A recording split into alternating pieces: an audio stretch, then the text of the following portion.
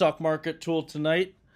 I made some really good progress yesterday, and actually after the stream finished, I look at some more things, and I'm pretty confident in where I'm at. I made a mistake last Friday. I changed some things and went through and did a bunch of tests without realizing I changed them. I realized that last night, so I'm going to go through and finish the tests. It's not going to be too much. And then I'm going to go ahead and try to automate the model, and I want to automate it so that it makes picks every day. And so I'm almost at the stage where I'm ready to start paper trading my models. Oh yes, and the other thing is I need to develop portfolio strategies for the models. So real quick before we start, I'm going to go over everything, my goals, what I've done, where I'm at, and what I'm going to do on this stream, and what I want to do moving forward. So real quick, here are my two goals. First goal is beat the S&P 500 by a significant margin in all regimes.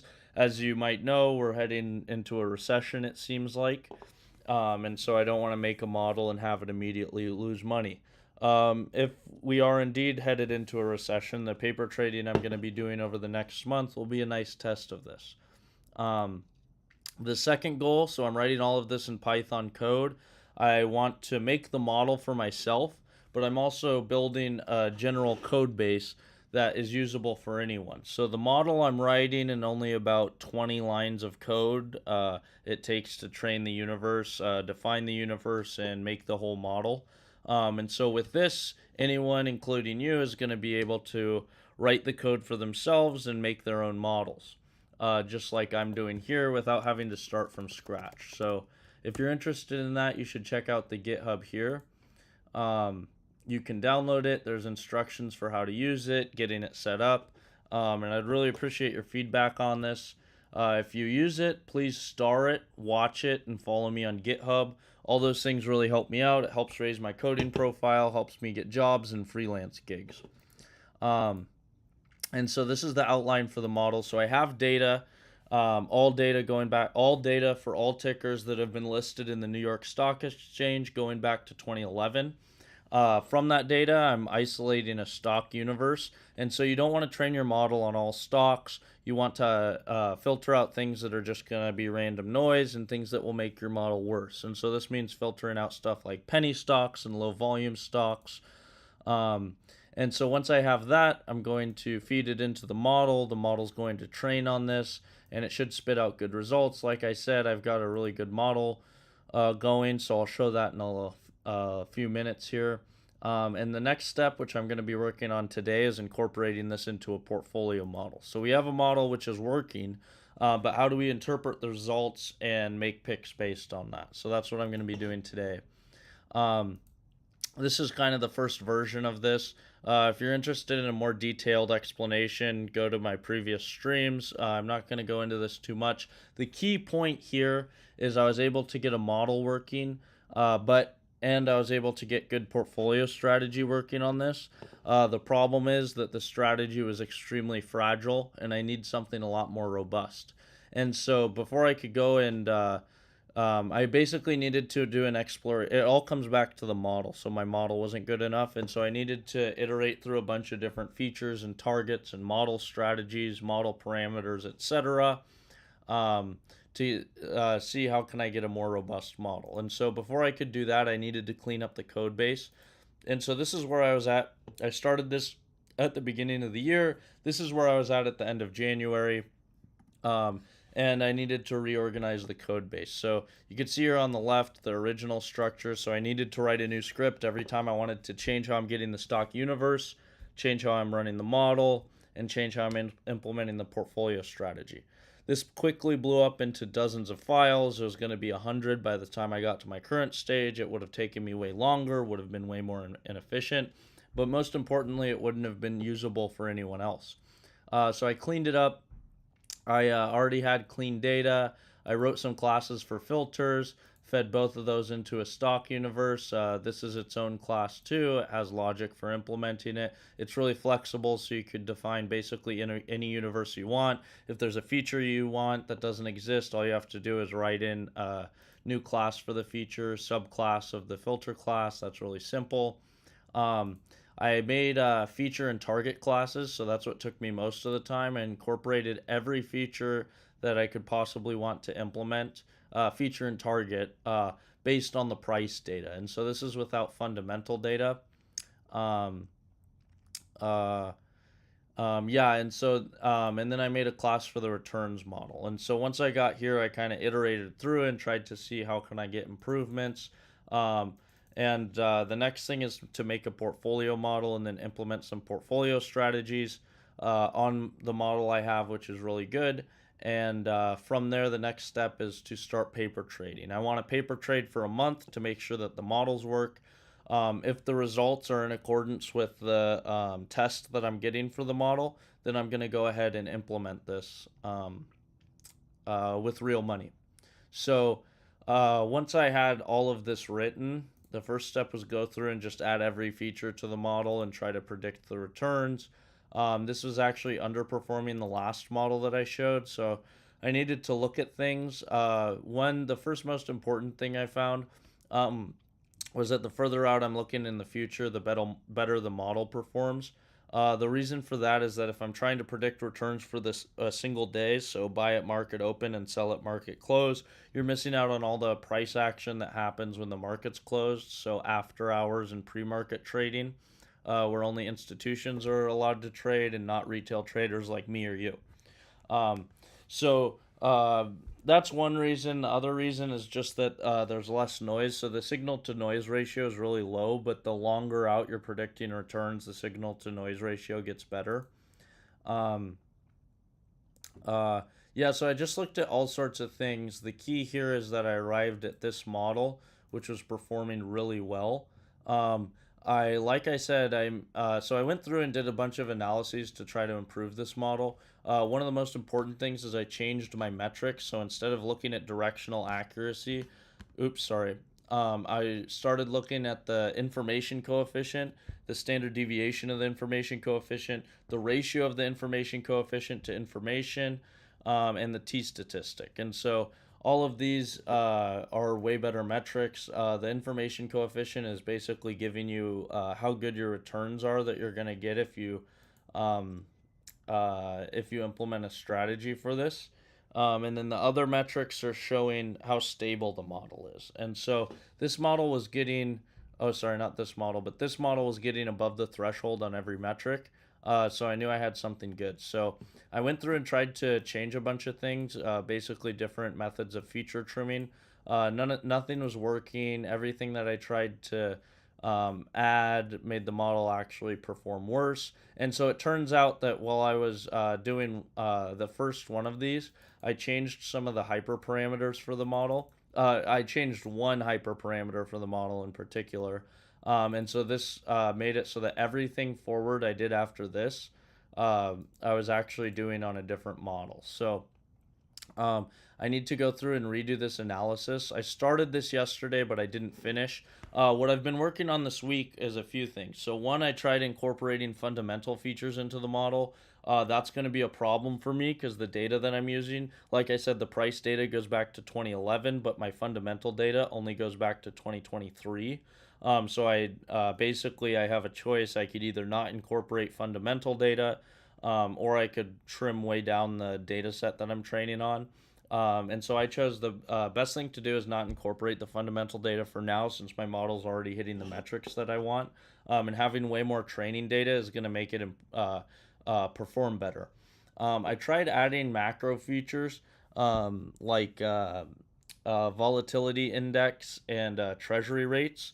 The problem with that is that the volatility index and treasury rates going to be the same for every stock, and I'm the target that I'm training for compares the stocks how they're doing relative to each other. And so since this is the same for every stock, rather than improving the model, it's basically learning a certain point in time what was happening with the when the treasury rates were this. Um, and it's basically learning a bad signal. So that made the model perform worse.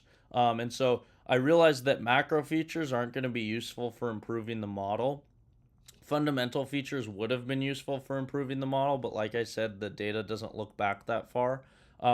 So one thing I could do is get fundamental features from the SEC Edgar database.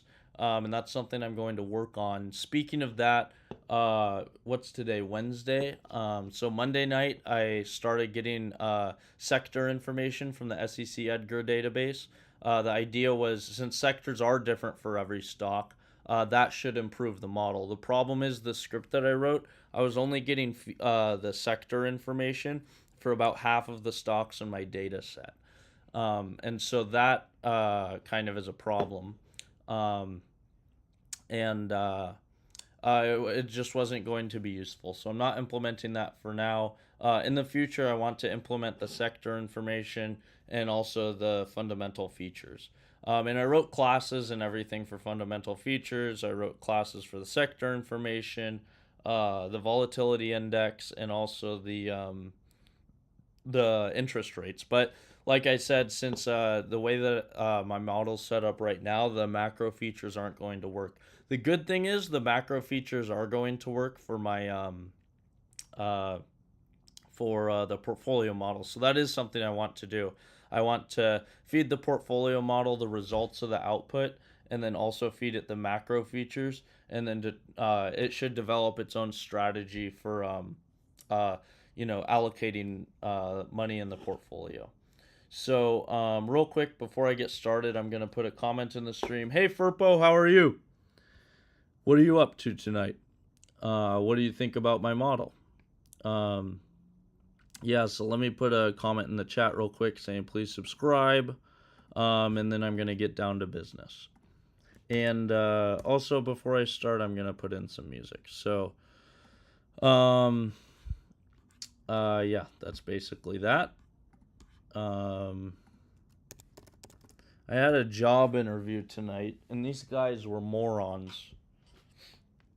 So that kind of put a damper on my night. But now I'm back to working on this.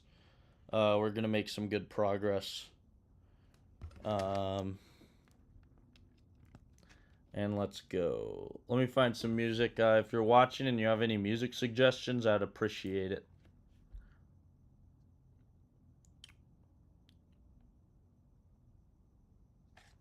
Do do do do do do do do.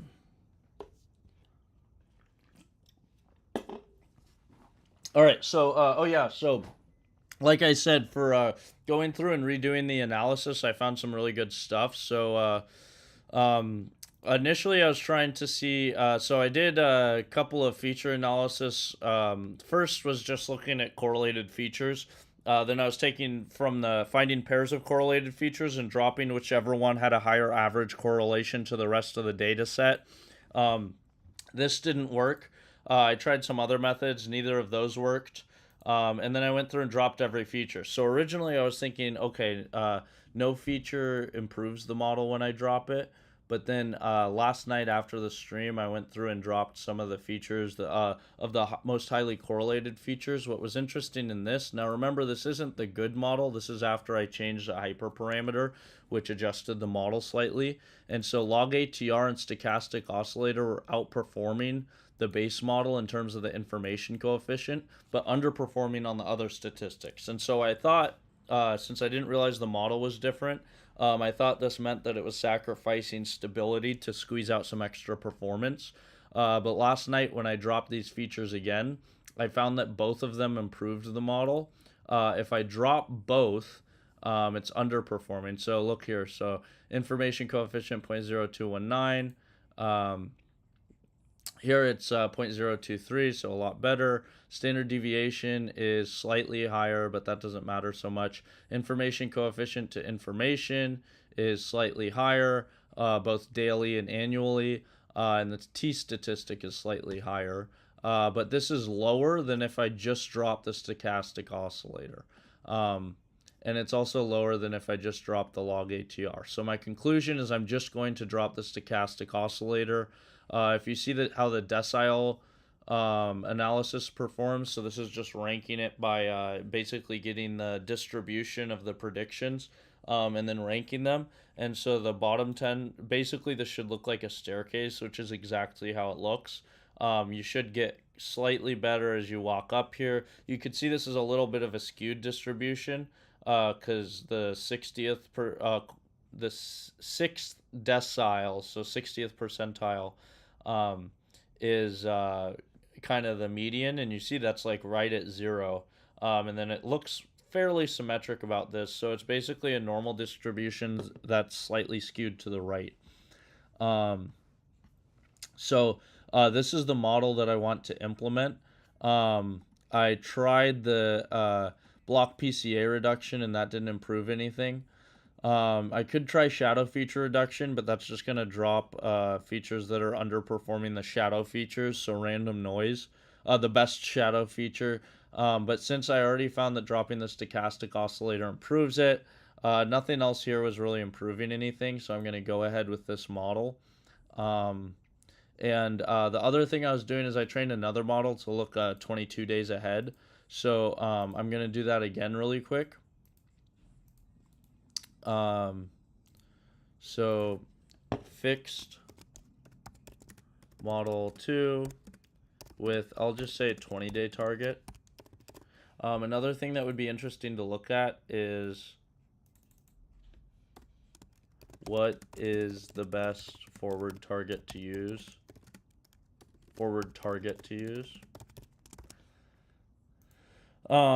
Yeah, so that's that. So let me rerun this with a 20-day forward target. So we should be in model 12.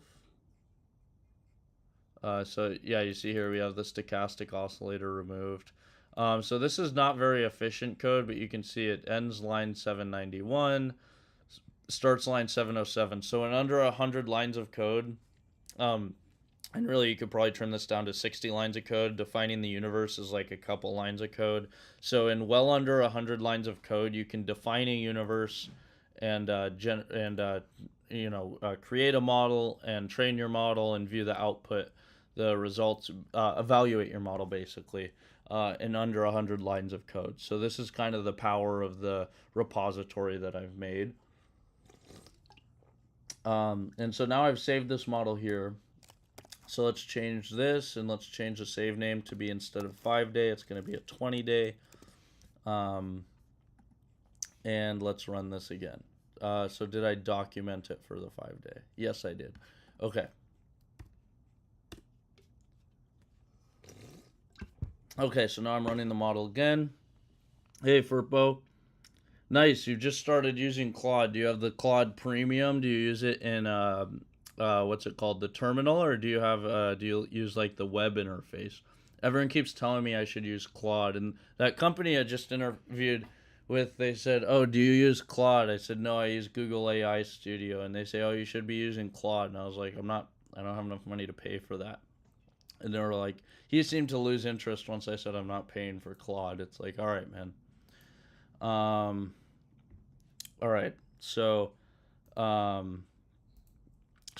now it's getting the 20-day target model. Now I want to assess, how does my strategy sound? So is this going to be a good strategy? So let me say, all right, so I have a model which is giving very good returns. I'll say a LGBM model for stock market data, which is giving very good returns. It is outperforming my metric targets in every category. Here are the metrics and decile analysis for the model in screenshots. So let's put those here. Decile analysis, metric. And then I want to say, now I want to incorporate a portfolio level model. This should handle the allocation of my model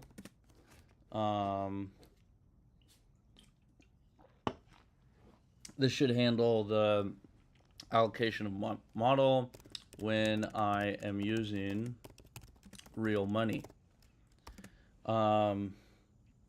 Okay. This should handle the allocation of my model when I'm using real money. My idea is to I use it on the web. I paid for the pro version, which I'm just trying out, and so far it's very good. I'm pretty sure I've not used the 100% capacity. Yeah, well, I mean, that's, and it's moving so fast that the abilities are changing so fast, but I really think, honestly, I should pay for it. Lots of people have told me I should pay for it. And you could use it from the command line here and just ask it to write code for you, and it will. The problem with that is I really don't believe that I'll be confident in it or really understand how the code's working if I'm doing that. So I'm kind of worried about that, but it also seems like everything's moving so fast.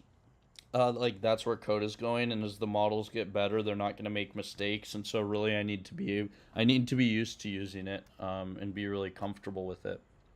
So this should handle the allocation of my model when I'm using real money. My idea is to use macro features like macro features, the volatility index, and what's the other one I want to use? Interest rates. Volatility index and interest rates. Assess whether this model is truly performing well. Tell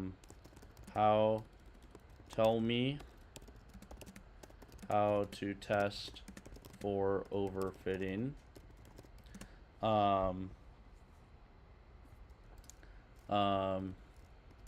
Assess whether my strategies for the portfolio level model could work.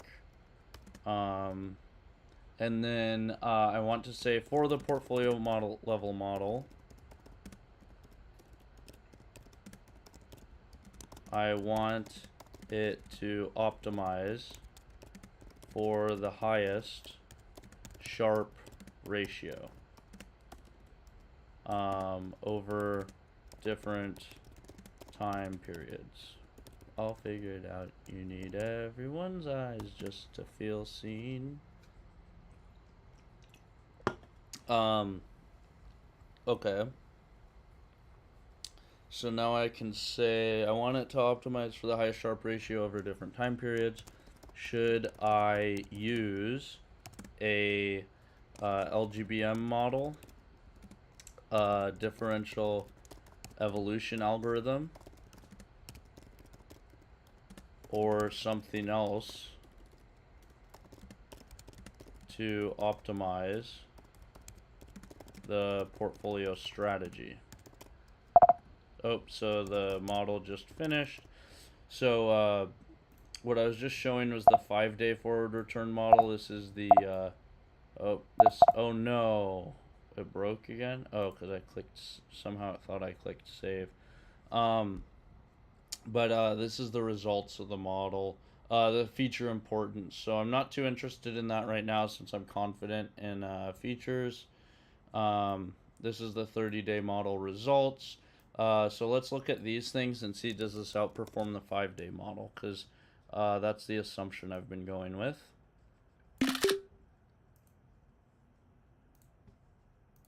Head in the clouds.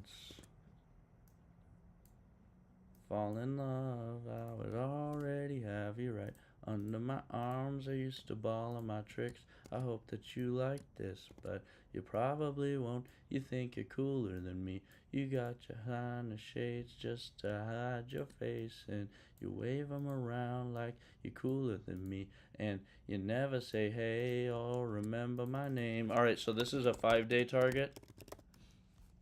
Target.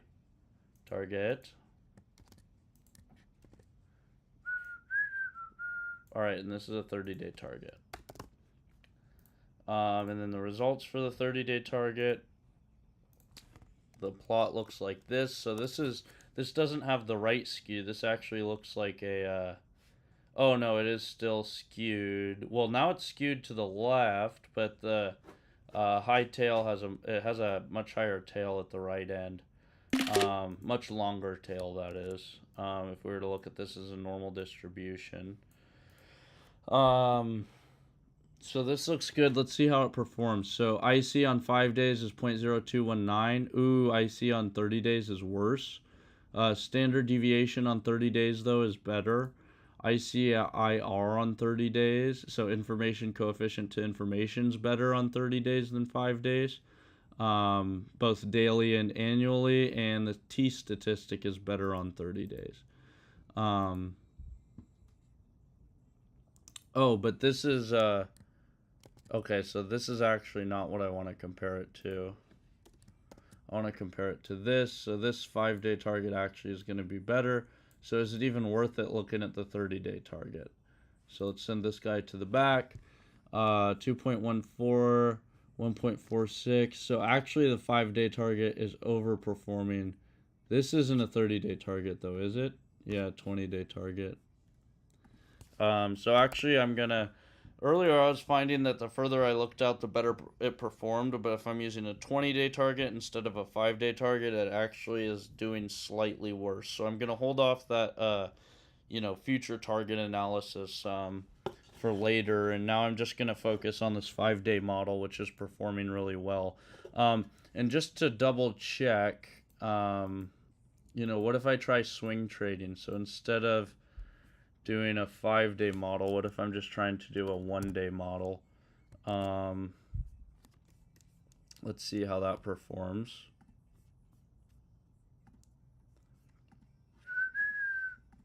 All right, so let's do that. So if we just do 1-day returns, how does it perform?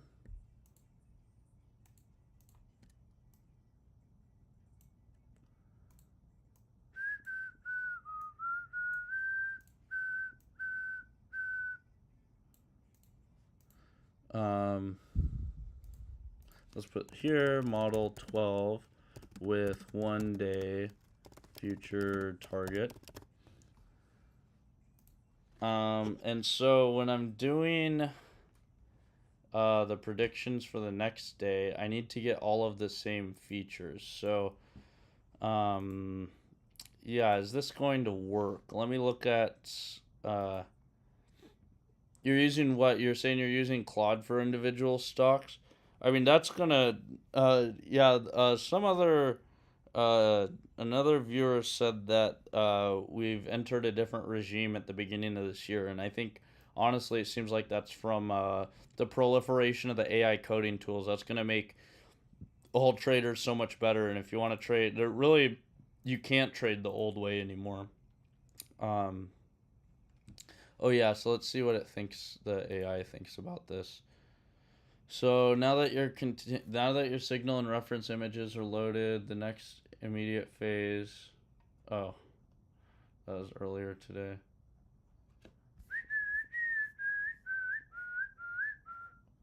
To briefly close the loop on your previous question. Oh my gosh. Yeah, okay. I've completely pivoted. Assessing your model's true performance. On paper, your metrics are the holy grail of quant models. Annualized Sharp for a daily stock prediction model. Anything above 1 after fees is considered production ready. Decile spread. Your quantile 1 to quantile 10 chart is almost perfectly monotonic. This means your model is exceptionally good at ranking the cross-section of stocks from worst to best. The 45-degree angle of your long-short spread indicates very low volatility in your returns. The reality check. When an ML model produces an equity curve this smooth and a decile chart this perfect, it's almost always a victim of look-ahead bias or ignores transaction costs. So I am ignoring transaction costs.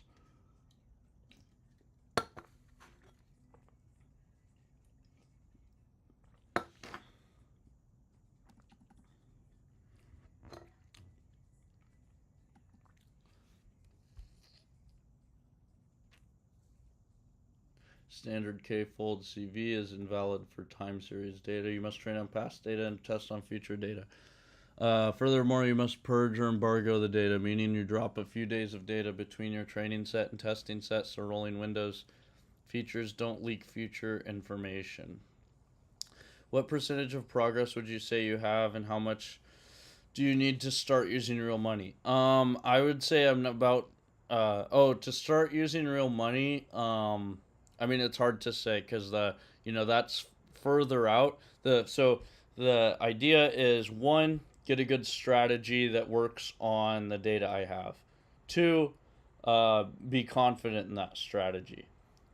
Three, start paper trading the strategy. So just put it in a spreadsheet. How would this perform if I'm executing these buys and sells every day? Four, use real money. So I would say I've finished one. I have a really good model. I'm on two, so I need to finish making sure that this is good. Basically with this stuff. Um, what else do I need to do? Three. Um, Oh, three. Then I'm good. Once I have that, I'm good to start paper trading, and that's kind of just like boring, That's wait for a month, test it for a month, and then after a month, if it's returning similar metrics on real buys and sells that it is in my test for the model, then I'm good to start using real money. So I'm really close, and my goal is to get to the paper trading stage at the end of the stream. So by tomorrow, I want to start paper trading. That might be ambitious. When I started this project at the beginning of the year, my initial goal was to paper trade by March 1st and to have a good model working by April 1st. So I am about a month behind. It's March 19th.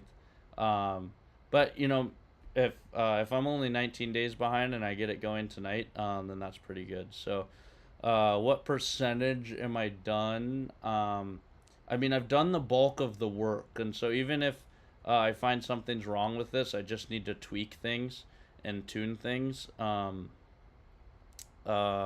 so honestly, I finished like probably 95% of the work. Um, I need to do but I'm not there. It's gonna take a whole month of paper trading before I'm gonna allow myself to start using real money. All right, so I need to do this overfitting test first. I kind of forgot about that. Assessing your macro portfolio strategy using macro features like volatility index and interest rates is an excellent industry standard approach. VIX, great for dynamic leverage. When the VIX spikes, cross asset correlations go to 1, and stock picking models usually fail. You can use VIX to scale down your gross exposure dynamically. Interest rates is great for factor rotation. High interest rate regimes usually favor value quality stocks, while low rates favor growth and momentum. So this is the results of the model. If I'm just doing 1 day into the future, and here's this. So let's document this and see, does it outperform the 5-day model? We found that 5 days outperforms 20 days. Now the question is, does 1 day outperform 5 days? And you can see this actually looks worse if you're looking at the decile analysis. So I'd be surprised if the model's performing better. But let's see.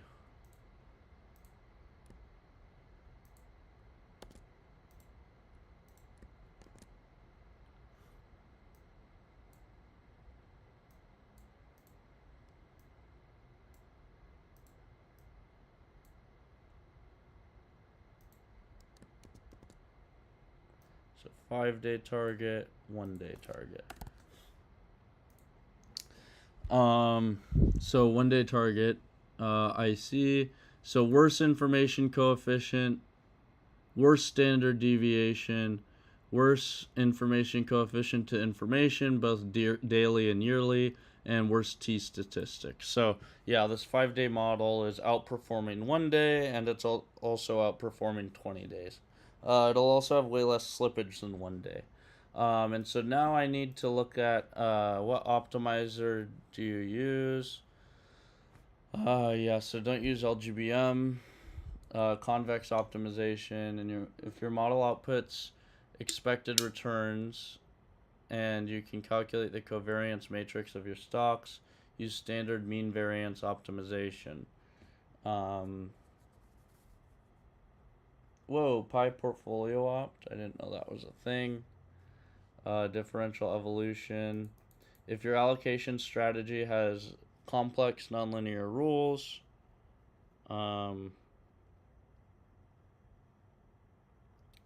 okay.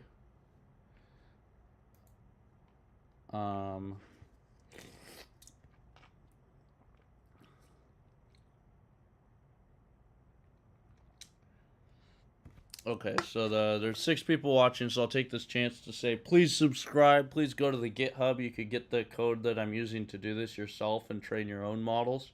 If you use the GitHub, please star it, watch it, and follow me, because that really helps me out. Raise my coding profile, helps me get freelance gigs and coding jobs. There's my advertisement. Where do you get all the data? It's in the description. If you go to the GitHub, I show you how to get it and download it, but I'll also show you here real quick, because this guy has a really good database, and he updates it every single day. The price data is going back to 2011. He has all sorts of things. So like I said, I'm using treasury rates also from his repository. This is Dolt Hub, but it's kind of like it's like GitHub for data. He has options, he has stocks, earnings. I was looking at earnings, but like I said, it only goes back to 2013, so it's not really going to be useful for me. But what? So there's something else I was going to say. Oh yeah, so this is really good. You could get it locally on your computer. You just have to activate the SQL server. So it's like a few lines of code, but this is the SQL server here. And then anytime I want to get data from this database, I just have to call, basically query the SQL database. It's locally on my machine, and that's one cool thing about Dolt Hub. And you can see this guy's updates it every day. So if you look at stocks, here it was updated 24 hours ago. So he should update it for, he updates it every day after the market closes, before the market opens the next day. So what I want to do with my model is once he adds the data for the previous day, so like for today, it's 10 p.m., so it's kind of late here, but basically I want to get up before the market opens, like maybe an hour before, and just run one script, and it should, pull all of the most recent data that this guy's uploaded, run my model, and just spit out the picks for the day. So I think I'm going to do differential evolution because it seems like that's going to be a good method. And I've used differential evolution a lot in the past. Okay, so really what I need to do is now do check for overfitting. So here is the code I'm using.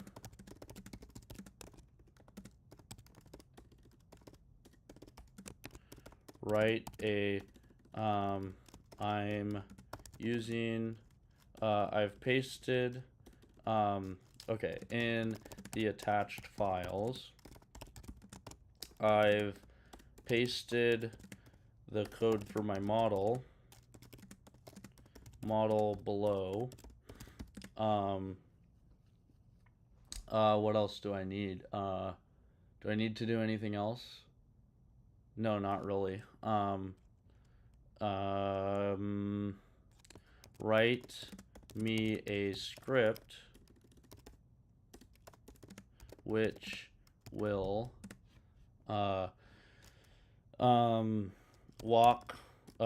perform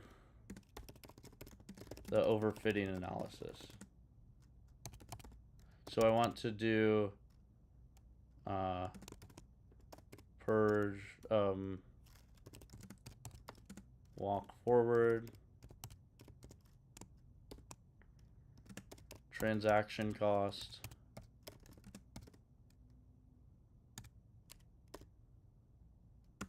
and slippage. I guess, okay, how do I guess I'm just going to say, here's the code I'm using. I'm pasting the code for the model below. How do I implement the overfitting and data leakage analysis. Okay, so let's give it the code files. So not that. Desktop, work, stock market tool, scripts. So first thing is feature engine. We also want to give it the analysis file, which is holding the model. That's actually all I need. And then let's say here, so first I want to get the universe that I'm getting. So I'll put this guy here. Oh no. Alright, so that these tests I just did are actually invalid. Of course it's performing worse, it's on model 13. So I'm going to take that out, turn model 12 back on. And that'll be okay. I'm just going to change things around in the code base. So just to be sure, model 12, oh, that's the correlation analysis. So model 12, we're looking at 20 days, forward log return 1 day. So let's change this back to 20. And this is going to be the code that runs now. So save, and let's run it.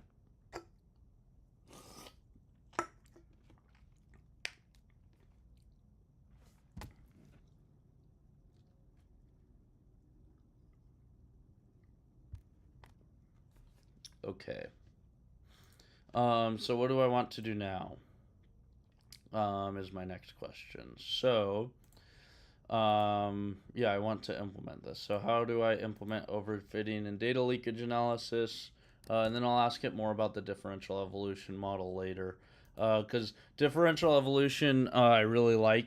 The cool thing about differential evolution is it's a black box solver, so you don't need any explicit functions to solve. You could just feed something in. It could be the most complicated thing possible, and all it does is optimize your outputs to be the best. Optimize your output based on the inputs. Lets you vary around the inputs. So to bulletproof your model against overfitting and data leakage, you need to add a few crucial methods. Because your model predicts future overlapping returns, the standard machine learning train test split almost guarantees data leakage. The last day of your training set overlaps. Okay, so there's 1 day of data leakage. Run permutation test. Shuffles the target variable randomly and retrains. If the model still finds a signal, your features are leaking the target directly. Shuffles the target variable randomly and retrains. If the model still finds a signal, your features are leaking the target. Oh, right. So if it's just trying to predict noise and it still shows good, then that's no good.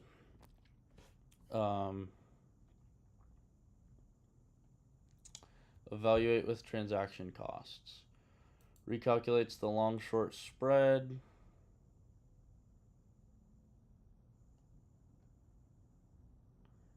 Check feature leakage.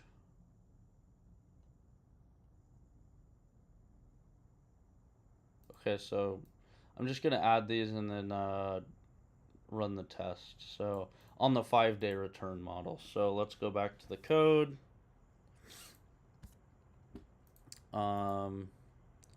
So in clean analysis at the end of the model class,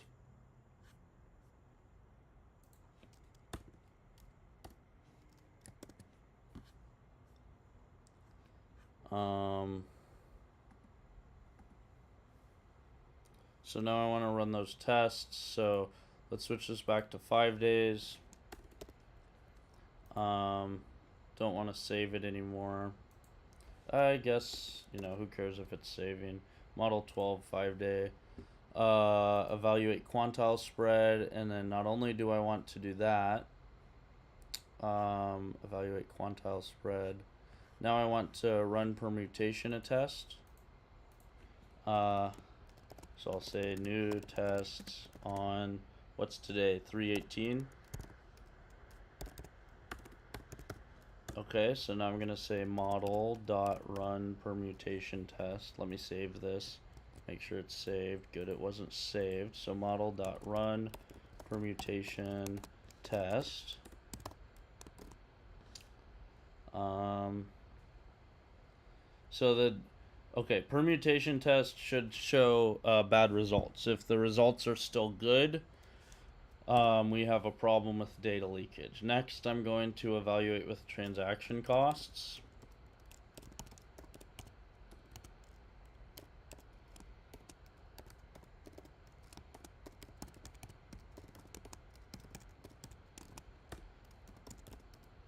Okay, and then I'm going to check feature leakage.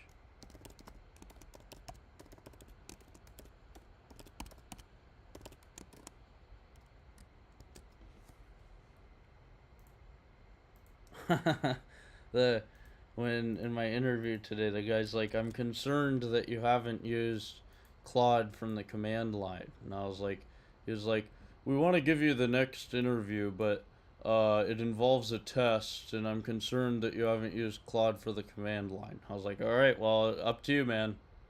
Your choice. Um, Whoa, holy shit. So long short spread with 20-day returns. This is crazy results.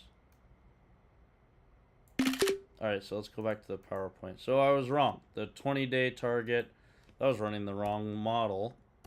And it does look like this is, as expected, better than the 5-day target.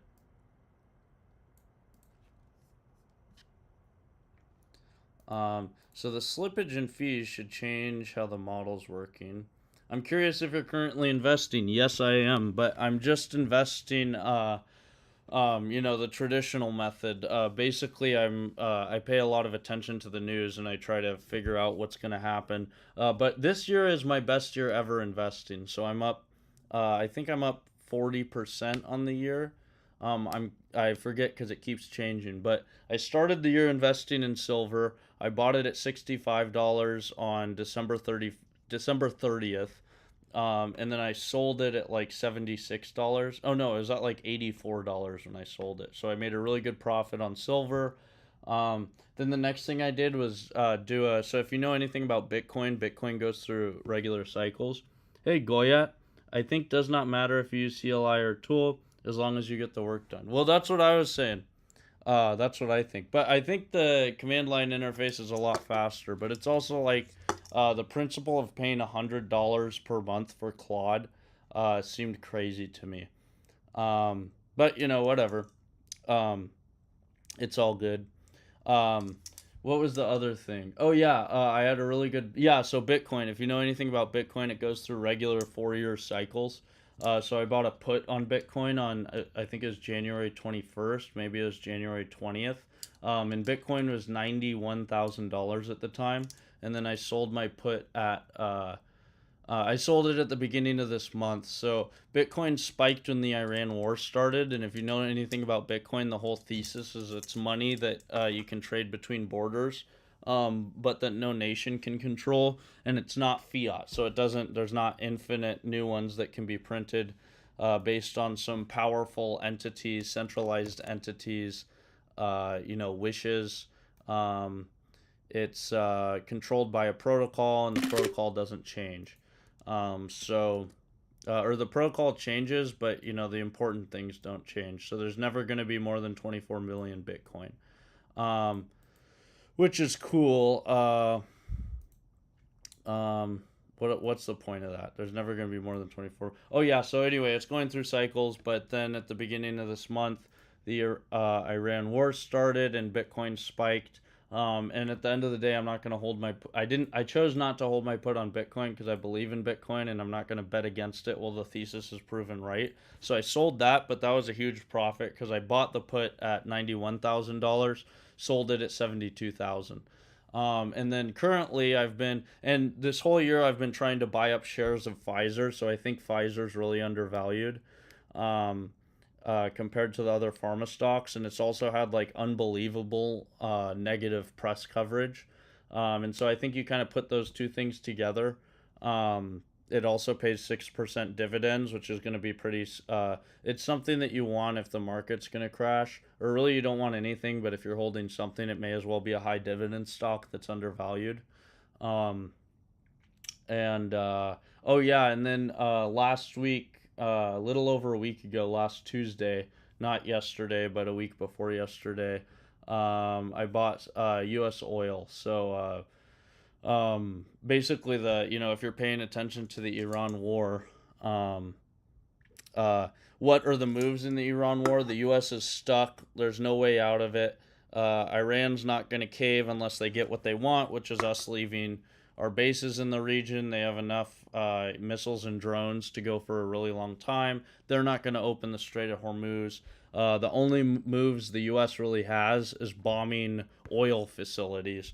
They're not going to send troops in to take Iran. So basically what's going to happen over the until the war ends, until the Strait of Hormuz opens, and until oil facilities stop being bombed, oil's going to go up. Also, Trump said like last week, at the beginning of the week, the war's basically over. But then we're in a quagmire. The war can't be over. We can't get out of the war unless Iran decides it's over. So put those things together, and the war's not going to end, and all that's going to happen is more oil facilities are going to be bombed, more oil supply is going to be destroyed, and 20% of the flow of oil in the world isn't going to be flowing because the Strait of Hormuz is going to be closed. Do the math. Oil's going to go crazy. So basically, I have to get a good target for when the war is going to be over, which doesn't seem like it's going to be anytime soon. Um, I think I feel like I kind of feel Bitcoin is a scam. Even as someone in tech space, it's hard for me to understand. It's like the pitch is really simple. If you look at currencies, fiat currency is what we have. Basically, countries. The U.S. controls everything right now. We're the hegemon, and everyone uses the dollar, and that's changing rapidly. That might not be the case by the end of the year, but that's still the case right now. And kind of the fact that it's changing rapidly has been proof of the thesis for Bitcoin. Um, the problem with fiat currencies is that they're not backed by gold. So if something isn't backed by hard assets, the centralized entity can basically just print more as they want. Even if it is backed by gold, it all depends on trust me, bro. Basically, you have to trust whatever institution is holding the gold. So the U.S. dollar after World War II, you could trade it for gold 1 to 1. There was a set price of gold in U.S. dollars, and the agreement that we came to at the Bretton Woods conference with all the countries, the international agreement was that U.S. dollars would be the exchange currency of the world, and the U.S. is going to back it by gold. Well, basically, we did the space race, we did Vietnam, and those were things we couldn't really avoid, and so we had to go off of the gold standard in 1971. And so even if you have like China's suggesting we want the BRICS currency, and the BRICS currency is going to be backed by gold, be backed by hard assets. But now we're back to even if that happens, we're right back to the same problem that we had at the end of World War II. Trust me, bro. We have to trust whoever's holding the gold, and unless they're just going to live stream every day, look at all our gold reserves, count it. And even then, they could have, zinc that's coated in gold. There's no way for normal people to verify. What normal people can verify is the Bitcoin codebase. There's never going to be more than 24 million Bitcoin. And if there's some change to the protocol, which really isn't going to happen, if there is a change to the protocol that says, oh, there's more than 24 million Bitcoin, Bitcoin's going to go to zero, because you're going to see this is the same thing as a centralized entity controls it. So, or it's not centralized. It's all the developers though basically got together. I guess that's sort of a centralized entity, and chose to inflate the Bitcoin supply. There's no one would ever want to inflate. None of the developers, none of the people. If you're already holding a bunch of Bitcoin, you would never want the supply to inflate. So, basically, Bitcoin is a protocol. There will never be more than 24 million, and it's something that you can verify yourself. Not only that, you can exchange it between borders. So you see, like the stuff with the sanctions, the US can just put sanctions on whoever they want. Well, if you have Bitcoin as the international currency, you can't just put sanctions on whoever you want. Anyone can make a Bitcoin wallet. Anyone can exchange Bitcoin with any other Bitcoin address. And if you look at what Iran's been doing, Iran is just mining Bitcoin like crazy and converting their oil into money. And then they can transact with that Bitcoin with anyone who takes Bitcoin, which is anyone because it's valuable. So basically, it's a workaround to US dollar sanctions. I don't know if that makes sense or if it's a good pitch. It all makes a lot of sense in my head. I haven't condensed it down to an elevator pitch in my head. I feel like Bitcoin is more like NFT on a larger scale. I don't think the problem with NFTs is there's no, what's the proof of this asset? It's NFTs are purely speculative. Bitcoin's, NFT doesn't have this core value. It's not a currency that is fixed at a certain quantity that you can exchange across borders.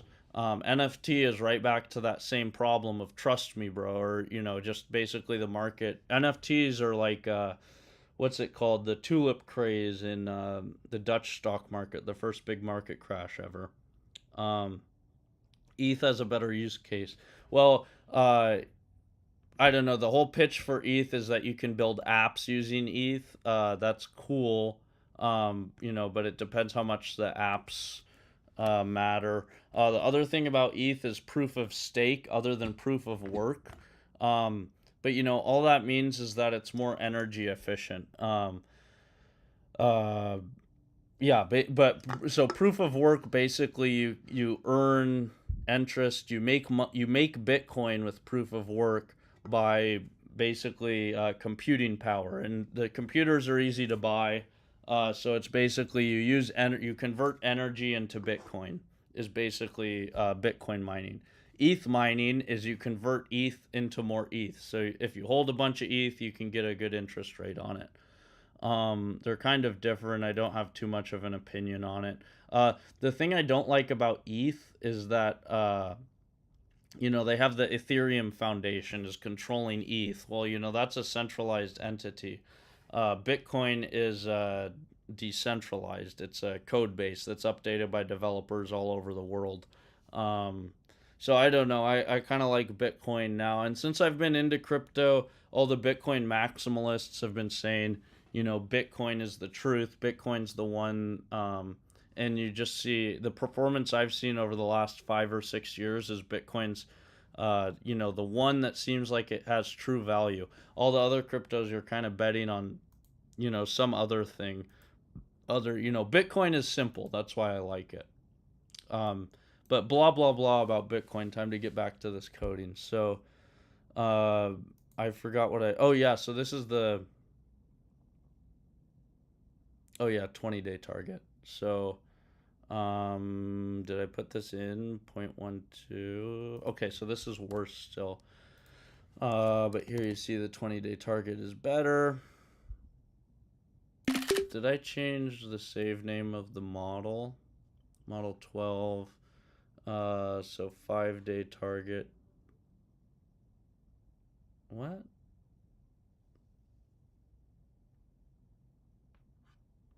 Is this the 5-day model again? Okay, I'm gonna run this one more time just to make sure because I kind of distracted myself there for a bit. If you just tuned in, please subscribe. You can the whole the quant model that I'm making.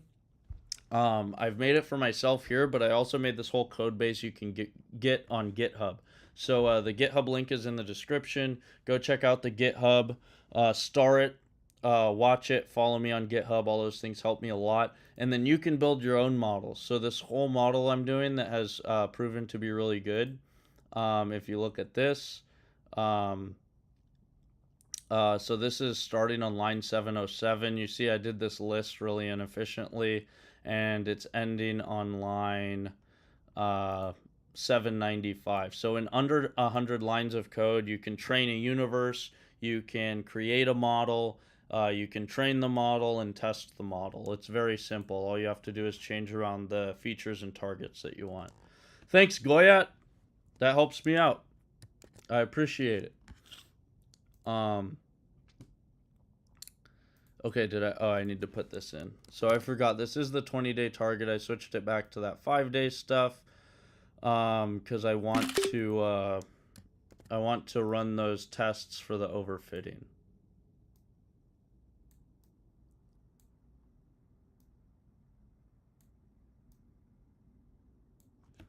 All right, let's move this guy over a little bit. Send this guy to the back. All right, so what now? So let's just look at how this performs. So information coefficient is substantially larger. Standard deviation is also larger, so that's kind of makes me worried. Information coefficient to information is way larger. Annualized, 0.3, 0.2. But annualized information coefficient to information is worse, so that's interesting. And the t statistic is much worse. So I'm not sure still if I want to use this, but so here we have model 12, back to the 5-day target. Switch this, 5, 5. And what else? 5-day target.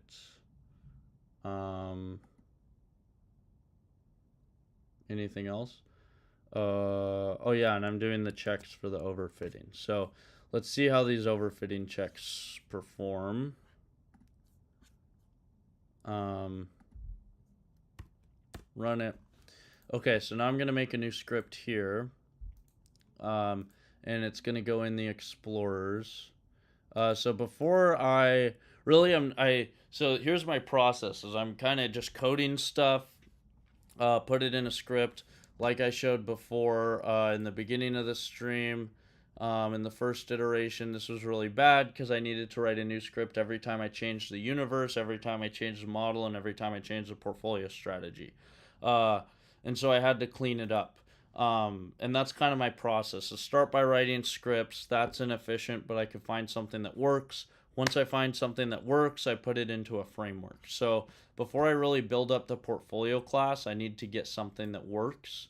So I'm going to work on inside this Explorers. So I have universe. Basically, I want to check out different universes, and then I want to check out different models. So in here, I'm going to do another one. Call it portfolio explorer. I'll just call it portfolio 1.py. First, portfolio strategy for model 12 5-day returns. Okay, and I'm going to take a break really quick to go get a drink and go to the bathroom. So I'll be right back. Thanks for watching.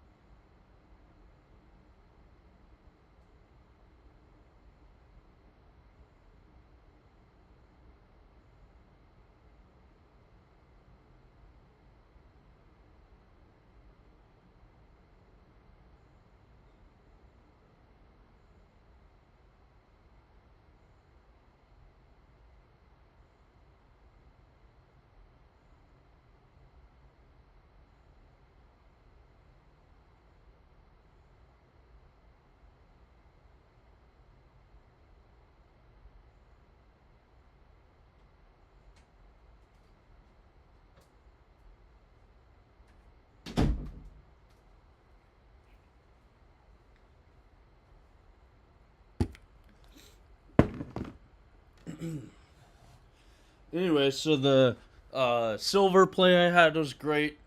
Bitcoin play I had was great. The Pfizer play I've had has been doing okay. Um, my average price, I've been buying it all year. My average price is $26 and like 30 cents, I think, and now it's at 27 something. So that's not a huge gain, but it's not bad.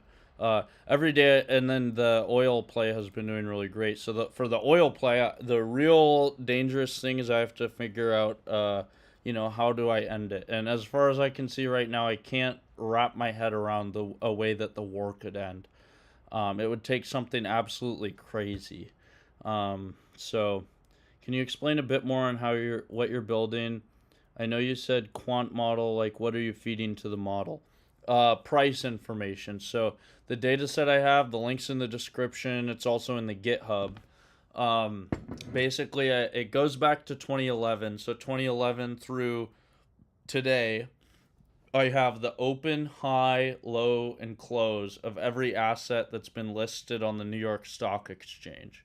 Um, so that's the data. From the data, basically, you can make features. If you're familiar with technical analysis, basically, there's all sorts of features. I could show you some, like, um, I mean, this is just random. It's kind of hard to look at the features here. Uh, Yeah, so this is kind of a classic one, Bollinger Bands. So one thing about quantitative analysis is you don't want to look at price data because that's not going to be normalized. So you want something that's going to be the same for all stocks. So if instead of price data, you're looking at the log returns, which is just you take the log base 10 of um, of the close divided by the previous close. And there's a few nice things about this. The first nice thing is that it normalizes your data. So even if you have two different stocks at two different prices, so you have Apple, which is at like $300 something a share, and then you have Pfizer, which is $27 a share. You can compare them apples to apples if you're taking the log returns of each. And so that's one nice thing. The second nice thing is that it's stationary. So the log returns, even on the best performing stock, they're going to go negative sometimes. Every stock has down days. Every stock has corrections. Even, Nvidia over 2024 and 2025 had corrections. So even the log returns on Nvidia are going to appear stationary. And stationary just means basically it's a wave bouncing around zero, like this. And so a basic technical feature is like Bollinger Bands. Basically, if you go on Yahoo Finance and try, or whatever financial tool you like, there's more advanced ones. Basically, and you add any sort of features or technical indicators, this is what it looks like. So my model is taking all sorts of features. Lots of them are technical indicators like this. Um, and then you have to normalize the features somehow, and then you basically get a big list of features and you can feed them into the model. And so the good thing about the model I'm using, it's a light gradient boosting method, and basically that handles missing values really well. It's really fast on big data sets, so every trading day going back over 15 years is a huge data set, so it works really efficiently on that. It's efficient at finding useful features, dropping out not useful features. Um, is there any other benefits it has? It's kind of like a very commonly used model for stock models. And so then basically you're getting the target. You can do different targets. You can do log returns. You can rank the log returns. I'm ranking the log returns relative to the other ones in the data set. And so that kind of gives you a way of normalizing the data. And then it's trying to predict the rank of the log returns. So on that data. So like, it's not trying to predict, what the price is going to be at the end of the day. Like I'm using a 5-day target. So it's not trying to take the information and then predict the price in 5 days. It's trying to predict how is the change in price going to be relative to the other stocks in the data set. And so that's why when I get to the portfolio model level of this, I'm going to need to add in macro features, because even if, if the whole market's going down and I'm getting things that are beating the average of the market, it's, my account's going to be going down as well. Um, and so I don't want to do that. You would rather hold cash in that scenario. So that's all going to be incorporated into the portfolio model. If you go back to the beginning of the stream, I go over it. And once I have this, once I get to the paper trading stage, I'm going to make a video that explains each kind of aspect of this model. But basically, this is how it works. So, it's kind of like an automated technical analysis. And I'm adding in some other features to this. But, when you're doing technical analysis, people look at like a few indicators and draw strategies based on that. This feeds in all, you can feed in all indicators, and kind of it generalizes to predict strategies. I think just depending on data of market might not work well. You will need to feed pricing like PE, sales growth, etc. Yeah, so fundamental features. Yeah, the fundamental features will give this model a huge improvement. And that's something I'm going to work on going forward. For this first model, so I tried earlier this week. If you watch my streams from the last couple days, I was incorporating fundamental features, and I wrote in classes for incorporating fundamental features. So all the features that I have originally are incorporated into feature engine. Where the hell is that? I have way too many things open, but so feature engine, this gets every feature. There's all these functions at the top. This is all the logic. So you want to make a request for your feature. That makes it so that it's flexible. So if you want to add a new feature, it's really easy. You don't need to write all this code. All you have to do is add it here to the registry, and maybe you have to add a function for performing it. But these are all the price features that I have that I was just discussing, and that this model is using. For fundamental features, so where is that? Yeah, I wrote code which incorporates all of the fundamental features you could want as well. The problem with this is that I don't have data. So the data set I'm using goes back to 2011, like I said, for price data. But for fundamental data, it's only going back to 2023. And so now I have a data problem. So what I'm going to do in the future is I'm going to go to the SEC Edgar database, and you can query it and pull fundamental data features for every stock, going back quite a ways.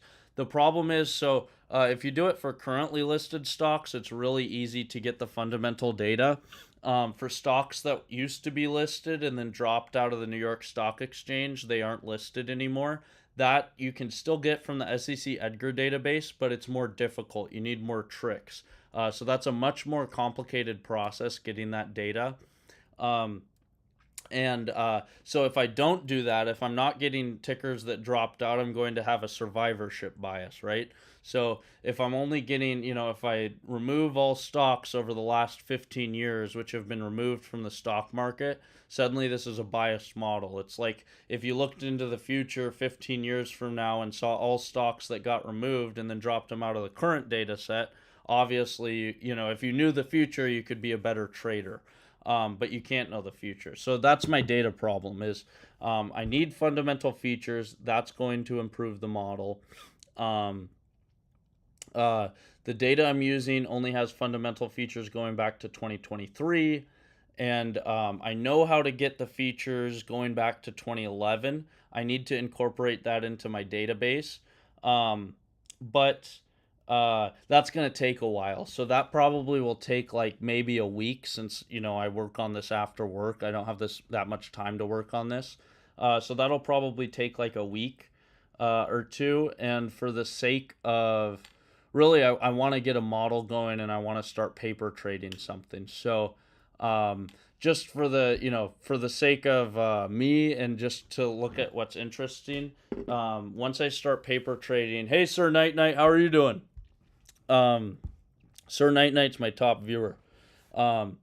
Basically, I want to start paper trading something. And there are two reasons for that. So one, if I get, obviously a model which incorporates fundamental features is going to outperform a model which is only using price features.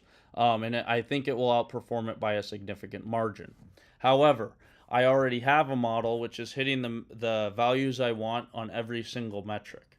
And so I want to go ahead and start paper trading this. And then I could, assuming it does well on the paper trading, I can incorporate that into my portfolio. So I will have a quantitative model which is working really well in my portfolio as soon as possible. That's my goal.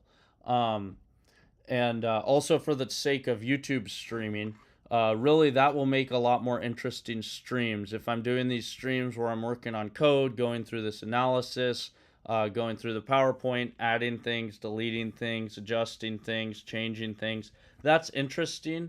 But people would also really tune in for my picks for a quantitative model. So if I can get a model that's working well, for those two reasons, I want to just get it on the ground, get running with it, hit the ground running with it. Um, and then, so what I'm thinking is incorporating this price model, starting paper trading it, testing that paper trading and stuff. I'm hoping to get that started by tonight's stream, but at the very least, I should get that going in the next few days. And then after that, then I could focus on this much harder problem of pulling the fundamental data from the SEC Edgar database. And so since I need to be paper trading for a month before I'm confident in the model, that will give me time. I basically have a month to go through and pull these fundamental features and everything else. So that's kind of the reason. But I definitely agree fundamental features would improve this model substantially. And not just fundamental features, also like sector features. Column that gives the sector for each stock. I mentioned this earlier in the stream, but I was doing that earlier this week on Monday and Tuesday. The problem is I'm only getting sectors for about 50% of stocks. So I need to go through and troubleshoot it. That's going to be kind of a more complicated thing to troubleshoot. So, once again, I'm going to leave that for the future and I'm going to focus on implementing this model right now. Yeah, so that's that basically. Let's go back to okay, so this. So we have the results. So now I'm looking at the tests for overfitting. So this is the same model again. You could see it's giving roughly about the same performance. Here's the plot of the 5-day model. Looks basically the same. Now this is interesting. So now it's doing a permutation test. It's basically randomizing the data 5 times. And I want to see, am I getting a really good rank IC, information coefficient, or is it nothing? And so if the information coefficient's good, that shows that if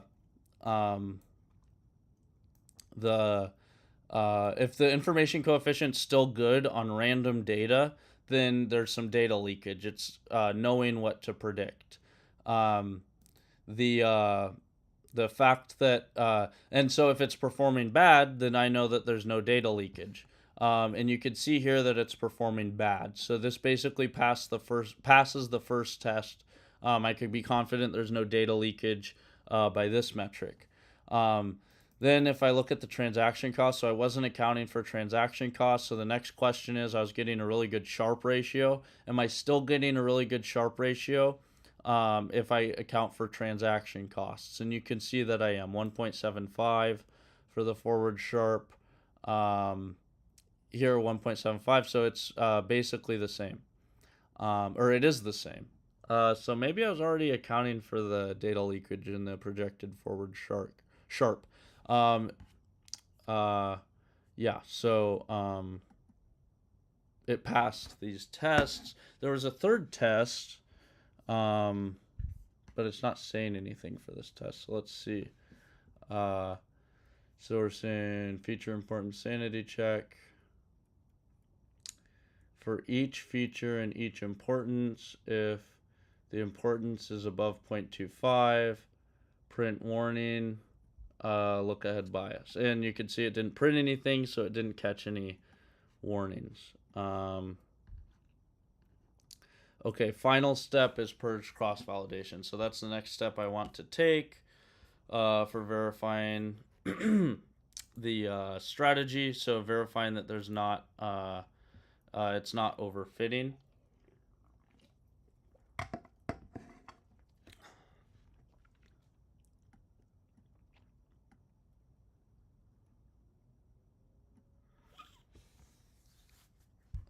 Okay, so it is going to be a little bit too good. Change this in your split data method. Add a purge.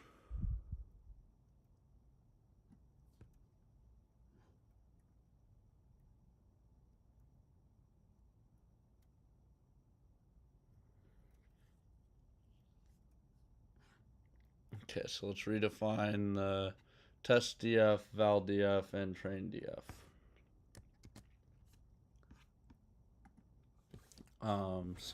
And that's in clean analysis.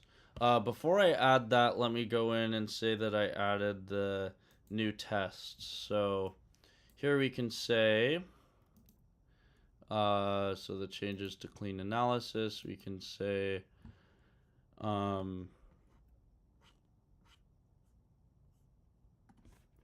added tests to check for data leakage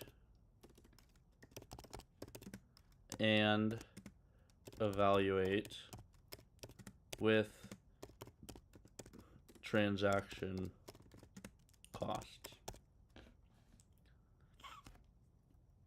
Okay, so now we could go in and change the split function.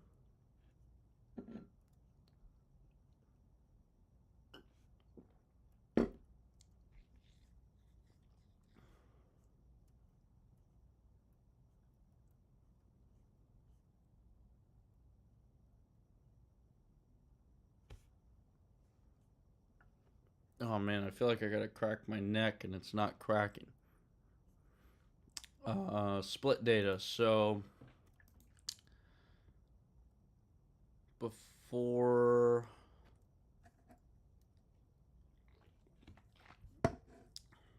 so how do I want to change this? Train cutoff, val cutoff.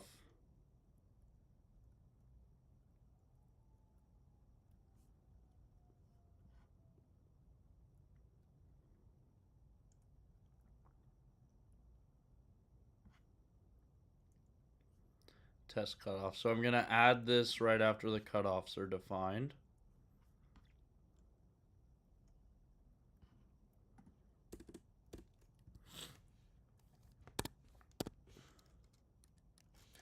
I guess let me take this out, and then I'll comment these guys out.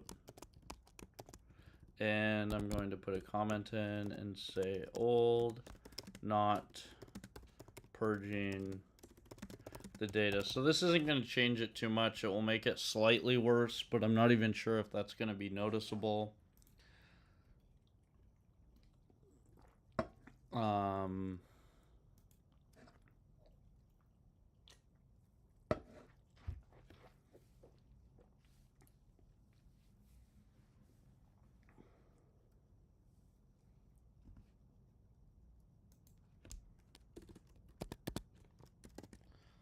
Now we can put those guys in.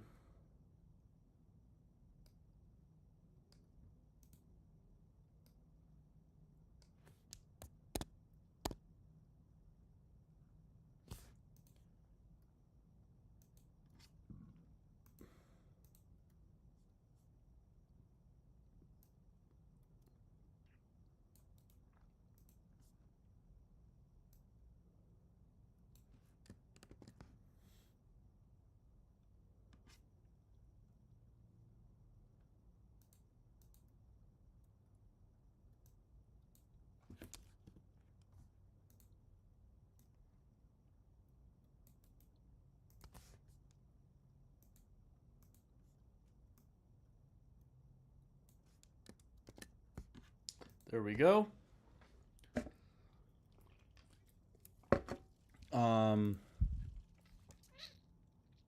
So split, split, split. Train DF. Yeah. So that looks good. So let's document how these tests are performing.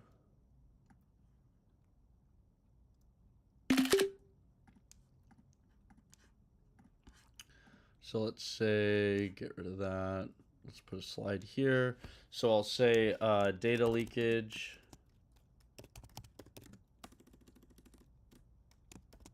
Data leakage and transaction cost test results on model 12, 5-day forward return.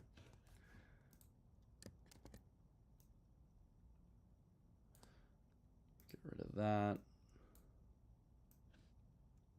So the conclusion, model is robust. So why do we say this? Because there is no data leakage.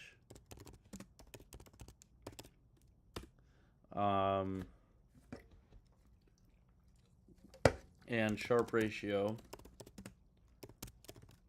is the same when accounting for transaction costs, which indicates that this was already being accounted for. All right, so the next slide is going to say, does model 12 still perform well with purging? So once I purge the data, added data purging into data split technique. Now let's see the results. So just to make sure, let's save this guy. Back to Model Explorer. And I could just run the same thing because now I incorporated the purging there. Let me make sure this is saved. Now let's run it.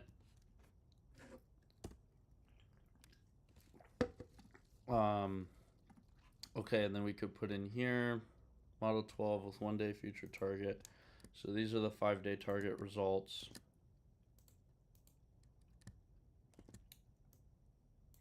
And then let's look at what a so here I'll just say no purging. And then here I can say purged. Okay, so that's gonna run for a sec.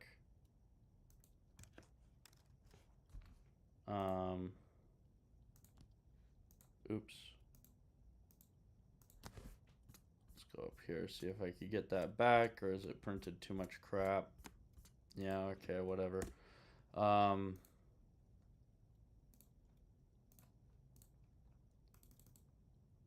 So the model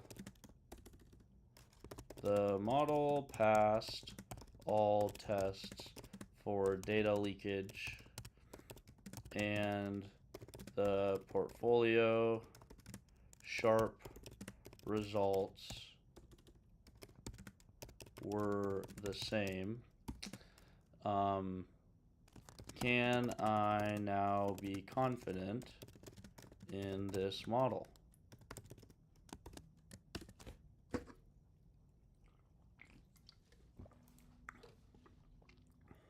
Why is this frozen? Oh, I've reached my rate limit. Oh, that's an unfortunate time to reach my rate limit. All right. So like I said, like that guy said, I should just be using Claude. I should just pay over $100 a month. Whatever, man. All right, switch to my other user.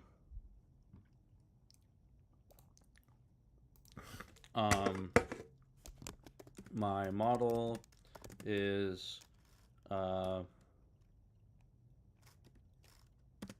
beating all metrics and I have verified there. Ooh,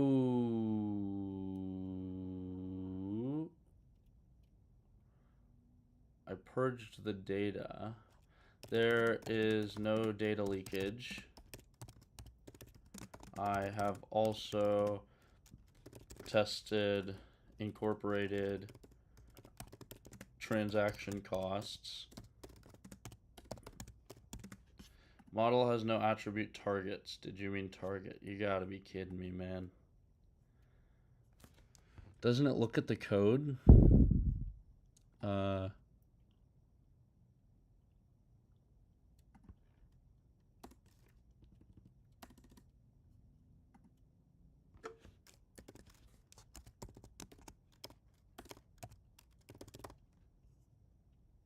Yeah. All right. Let's run that again. See how it does. That sucks. It already made all the features. I have incorporated transaction costs and have a annual Sharp ratio of 1.75. What are the next steps? How can I ensure the model is not overfitting? Question.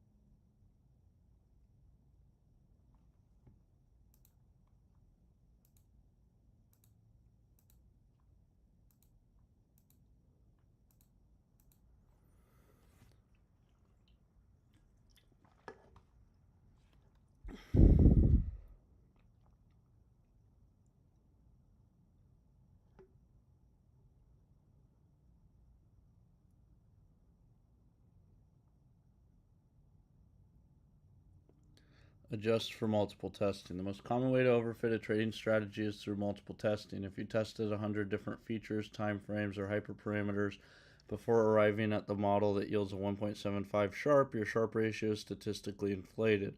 The model didn't just learn the data, you learned which seed parameters worked best on the test set. Well, I mean, obviously, I want to use good parameters, so maybe I shouldn't be removing that parameter.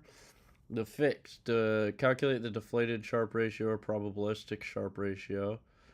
Okay. Check for hyperparameter stability. The plateau test, an overfit model relies on a highly specific set of parameters to work. A robust model lives on a plateau of profitability. Perturb your hyperparameters by 5% to 10%. If your look back window is 50 days, test 45 and 55. If your threshold is 0.8, test 0.75 and 0.85. You can get Claude Code for $20 a month. Really? But isn't that's the they have the different tiers. In the $20 a month tier, you hit a rate limit, right? I mean, honestly, even at $100 per month, I think I might pay for it. But I also hate the idea of it. It goes against everything that's cool about computers and stuff. And when, I grew up in the 2000s, and what was cool about computers was open source stuff, and it was all these open source heroes of the world. And now it's like to get the latest. It used to be to get the latest technology, you just had to have an internet connection and a good attitude. Now to get the latest technology, it's just fork over money. And I see the way this is going, it's just going to be, it makes you like 10x efficient. And so then it's just going to be, the stuff's going to cost like $2,000, $5,000 a month or something like that. So the people who have their foot in the door are going to make a bunch of money, and normal people who don't have their foot in the door yet. Unlimited is $200 a month. Yeah, so don't you think they're just going to jack it up as the model becomes better and people realize they need it? Everyone's going to need it for work. So is that just going to be part of life, like a car payment? Yeah, I mean, honestly, I'm being a pessimist about it. It would go a long way. But I also, I just don't like the not free idea. I'm really into free stuff. I could use the Chinese models that they steal from the American companies. Um, all right, so I need to think about what we're gonna do. So how are we gonna make this work here? I need to implement this stuff. Um,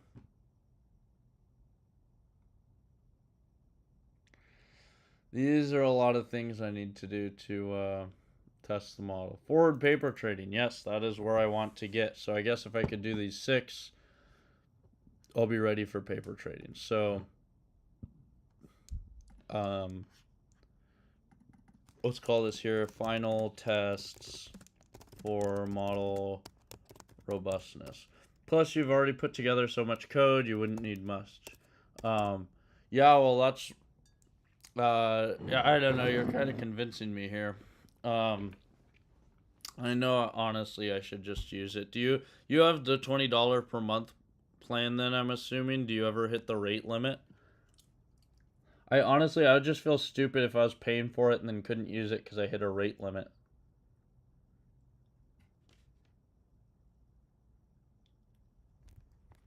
All right, so the final test for model robustness. Let's do 1, 2, 3, 4, 5, 6. And once I do these, I'll be ready to paper trade.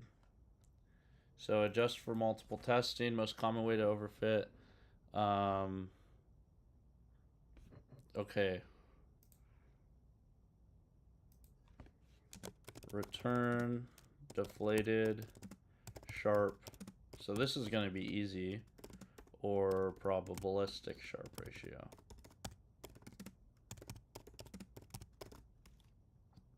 Okay. Number 2, check for hyperparameter stability. Perturb hyperparameters by 5 to 10%.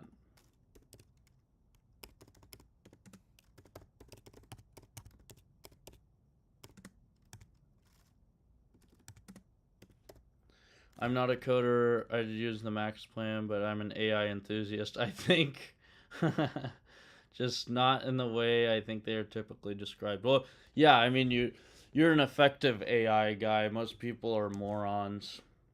Vibe coders. Someone told me like a few months ago, she said, oh, I vibe coded an app for half an hour, and I was like, okay, so you have something that doesn't work.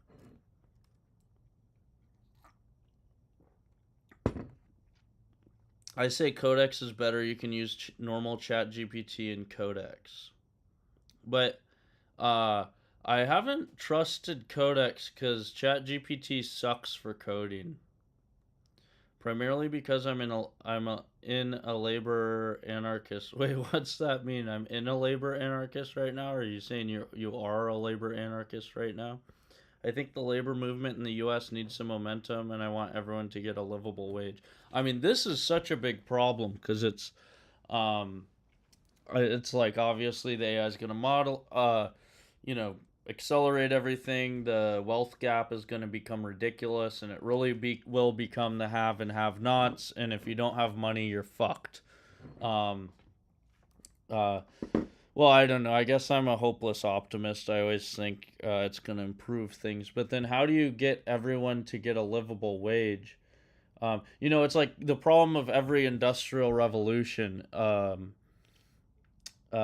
industrialists get fabulously wealthy. Normal people need jobs. Um, but you need a job that gives you meaning. You don't just need a job that does nothing. So how do you give people jobs where they have meaning? The new Chat GPT is good. Oh, I'm in a labor anarchist mood right now. I see. Um, well, what define a labor anarchist? I mean, those seem kind of opposed. It's anarchy, but everyone has jobs. That sounds highly organized. What is a labor anarchist? Uh, all right, so perturb hyperparameters by 5 to 10%. Implement purged and embargoed cross-validation. Financial time series exhibit heavy serial correlation, even in a strict out-of-sample test. If your training data ends on Tuesday and your test data begins on Wednesday, the events driving Wednesday prices were already developing Tuesday. Yeah.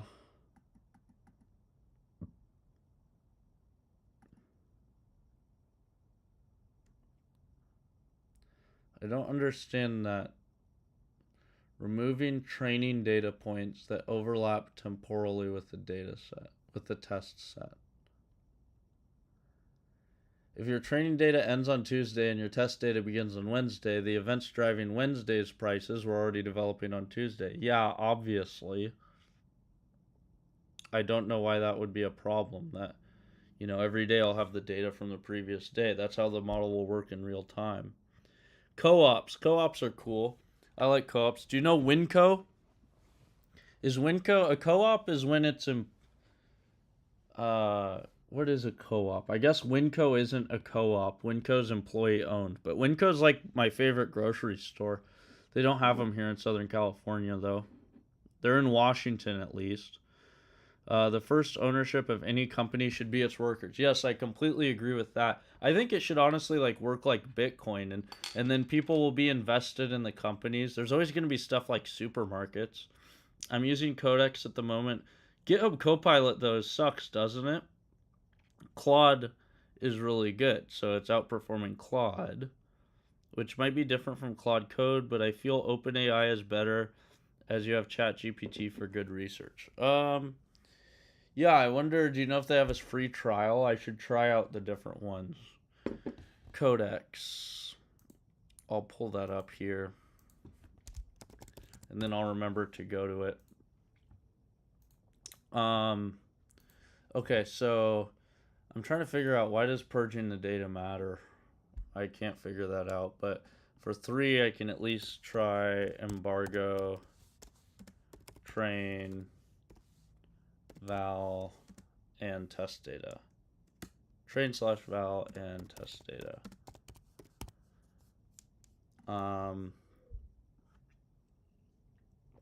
Stress test with noise injection. If your model relies on precise historical values, it will fail in live training where bid-ask spreads and execution delays vary dynamically. It will fail in live trading where bid-ask spreads and execution delays vary dynamically.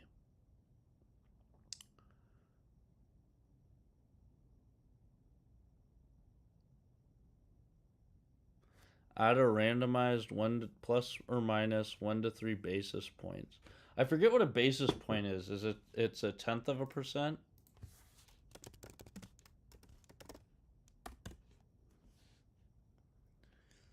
Oh, 1/100th of 1%. Okay. So inject noise.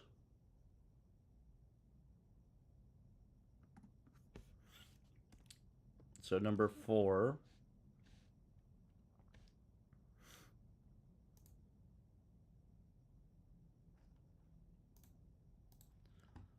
Is inject noise into the data.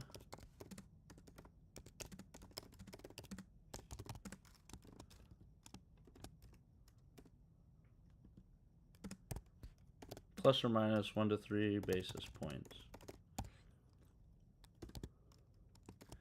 If this makes the model should be robust to this noise. Okay. Codex / ChatGPT 5.4 is great for coding, but for generating ideas and thinking through things, it's horrible. Claude is fantastic for both. And for agentic use, Codex ChatGPT is horrible. Most people don't use Codex. I want to start using agents. I mean, that's going to be the coolest thing. I had a job. I got hired as a penetration tester. Man, that was a while ago now. It was August of 2022. I got a job as a penetration tester, a second job. And then I just decided, I kind of stay away from things that I feel like could be automated for work, and I try to go towards things that I feel like can't be automated. And anyway, I think that was really good intuition. I only did that for 3 months, and then I quit. And now you see penetration testers aren't going to work. It's just going to be teams of agents. Um, the Claude skills, yeah. So I don't know. Maybe I'll just get both. I'll be one of those guys. I'll be in early on the AI revolution, and if we don't have a good system for workers, at least I'll be one of the industrialists, right? Um, okay, so inject noise into the data. Model should be robust. Um, analyze market regime robustness. Isolate different market regimes. Evaluate model on different regimes. So before I do that, I have to pick out some regimes. Verify hidden execution biases. You mentioned you checked for data leakage and transaction costs, but ensure you haven't fallen prey to these subtle market mechanics. Survivorship bias, yes, I'm very confident that I don't have that. Execution price, are you assuming you can buy exactly at the close price? I'm assuming I can buy exactly at the open. In reality, placing a market on close order has slippage, and trading near the close impacts the price. Try shifting your assumed execution to the volume weighted average price of the next 5 minutes. Okay, I don't have minute data, so I'm going to have to reevaluate that. Try shifting your assumed capacity limits. How much volume is your strategy trading? If you're trading illiquid assets, nope, I'm not doing that. So I know I'm not doing that because I'm already isolating low volume data out of the data set. So the first thing I'm doing is picking, how is the universe defined? Universe Explorer. Oh, it's here. Yeah, so I'm getting the top 3,000 stocks by liquidity. There's about 7,000 listed at any given time, so it's getting the over top 50% by liquidity. So I don't have to worry about that. The ultimate test. Oh yeah, forward paper trading. So survivorship bias I don't have. I need to think about. Okay. So the first thing is, how do I perform the execution price test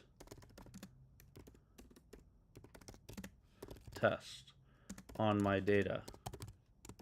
I am planning to buy at market open.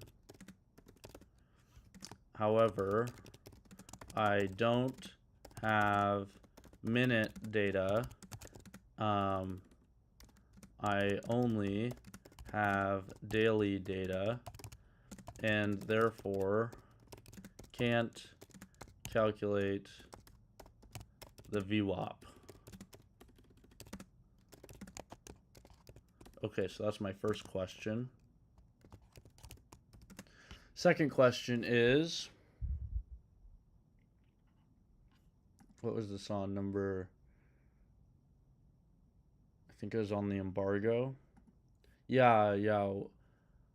Second question is also, what is the purpose of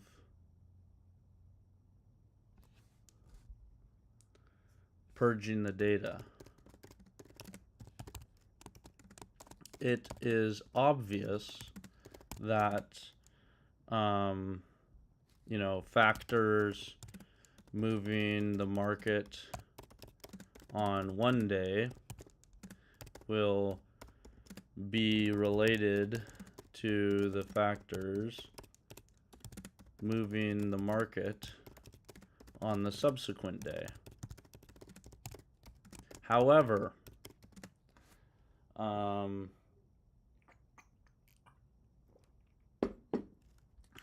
I'm able to get data after market close on each day before the market opens. Hey, Sing. Today's progress is really good, I would say. I have a really good model. I have two really good models. It's really the same model training on different targets. So one's the 5-day future return, and the other's the 20-day future return.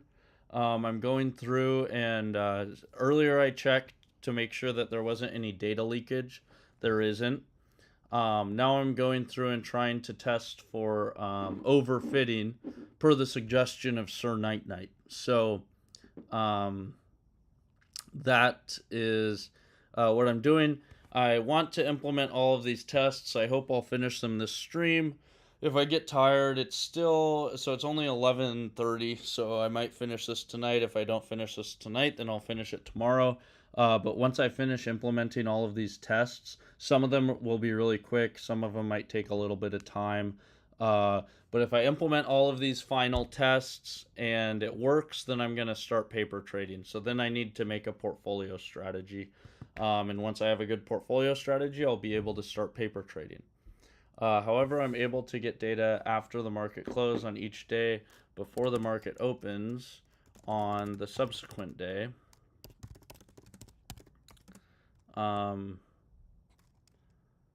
Therefore, this shouldn't be an issue. Assess whether this is incorrect and explain why.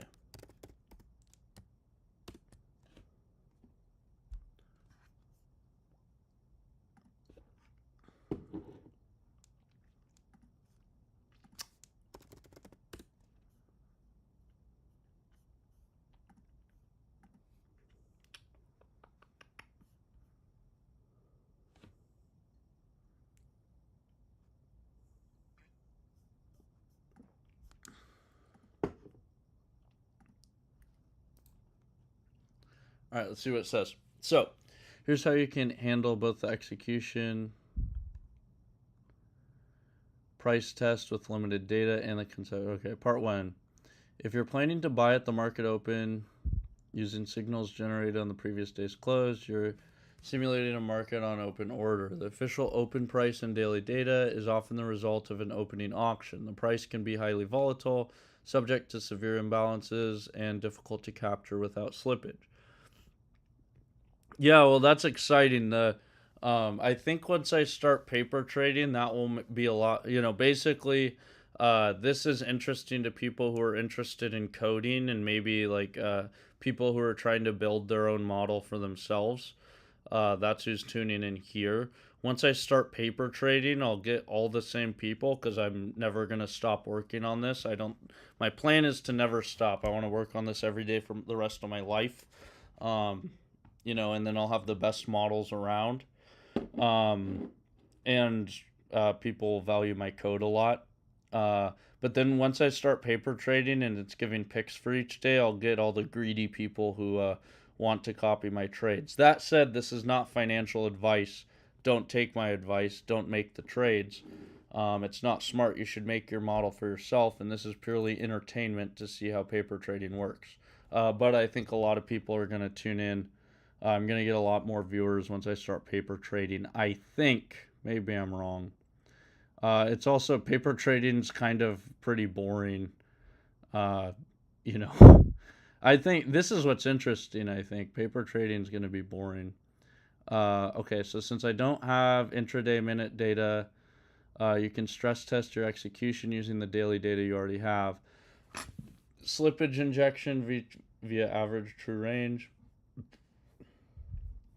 The exact open price is a best case scenario. To simulate slippage, penalize your execution price using a fraction of the daily volatility. Instead of assuming you buy exactly open, assume you buy open plus 0.05 times ATR. If your strategy's Sharpe ratio evaporates when you pay a 5% ATR penalty on execution, the model is curve fitted to unrealistic opening ticks. The worst of open or average test. Calculate a proxy of the daily average price. Run a back test where your buy execution price is the higher of the open or the typical price. So that's going to be a lot more brutal of a test. The delay test If your strategy genuinely captures an inefficiency, it shouldn't rely entirely on catching the exact opening tick. Shift your simulated execution to the close. So that's going to be even more brutal. So I'm going to do that. I'm going to do the most brutal of the tests.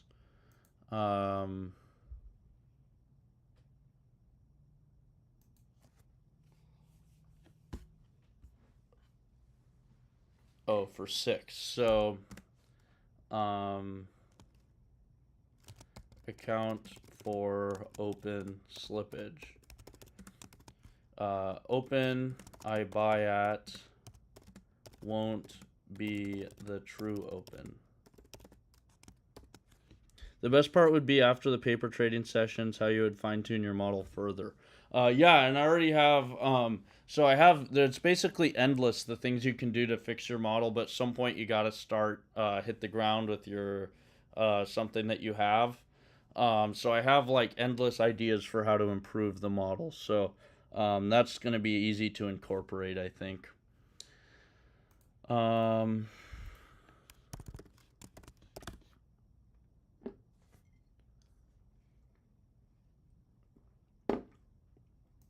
Okay, so if I'm buying it open, it won't happen at the true open. There will be some slippage.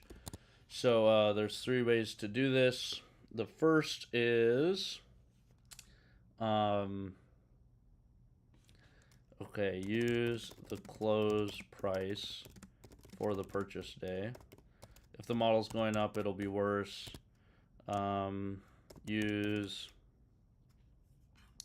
Okay, so I'm going to say calculate sharp for the following.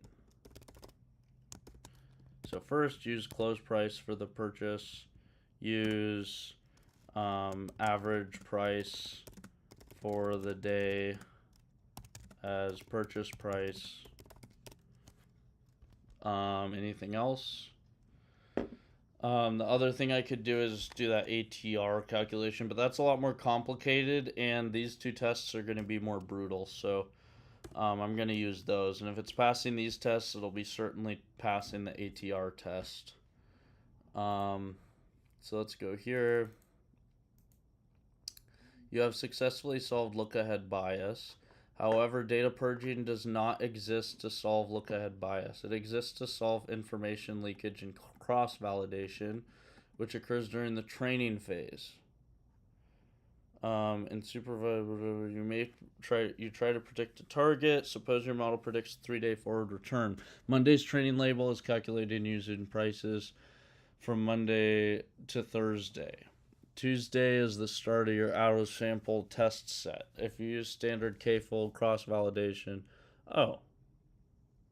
so just to make sure, you're saying purge the data between the test and training, because I'm already doing that.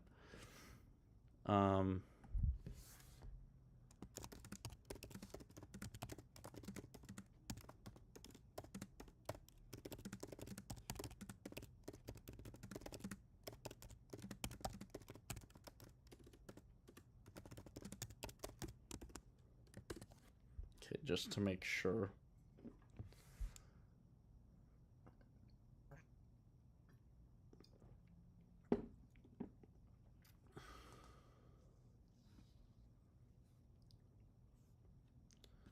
Dropping the data after the test set. If you're using cross-validation, no, I'm not using cross-validation. Okay, so first thing, this will be easy. Deflated Sharpe ratio or probabilistic Sharpe ratio. So I'm going to say, here's my model. Add a method. Here's my model code. Add a method to the model. All right, so let me actually look real quick. So it's calculating the Sharpe ratio inside of model 12. So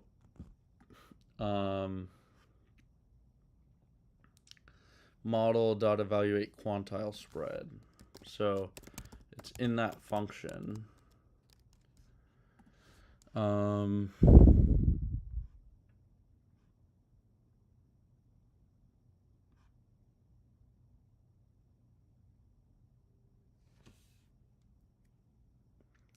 Estimated annual Sharp is just Sharp.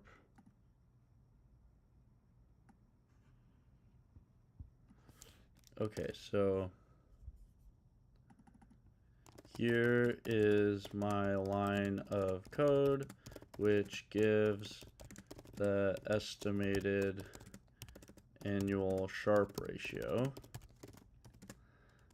Give me 2 more lines which calculate. I mean, maybe this will be easy. So deflated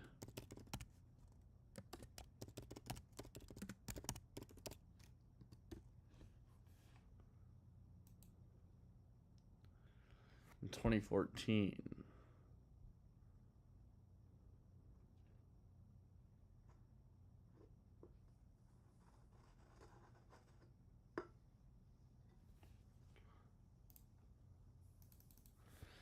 How do I calculate the deflated and probabilistic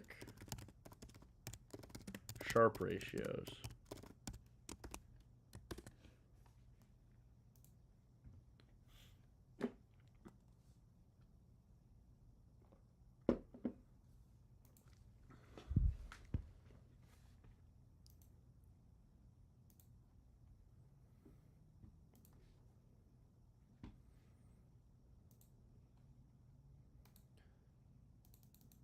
Okay, then I want to perturb hyperparameters.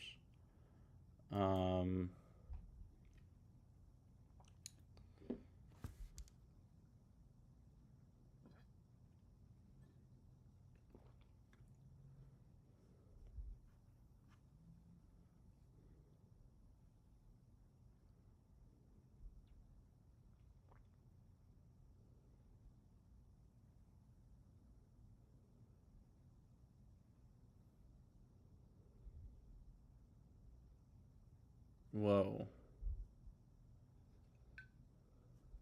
So you need 5 variables: the Sharp ratio of the strategy, the number of return observations, the sample skewness. So I don't get, how am I going to calculate daily Sharp?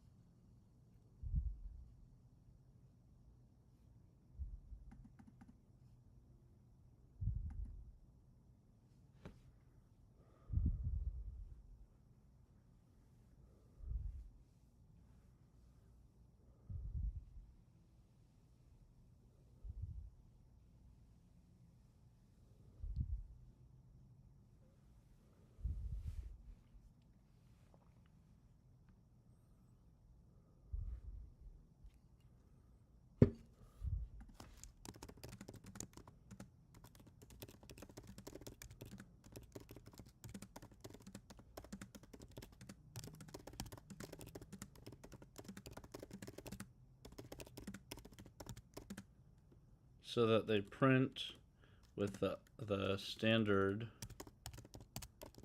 Sharp ratio when I perform the decile test.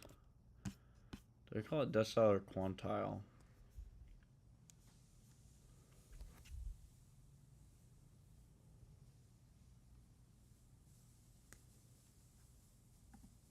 When I perform evaluate quantile spread on the model.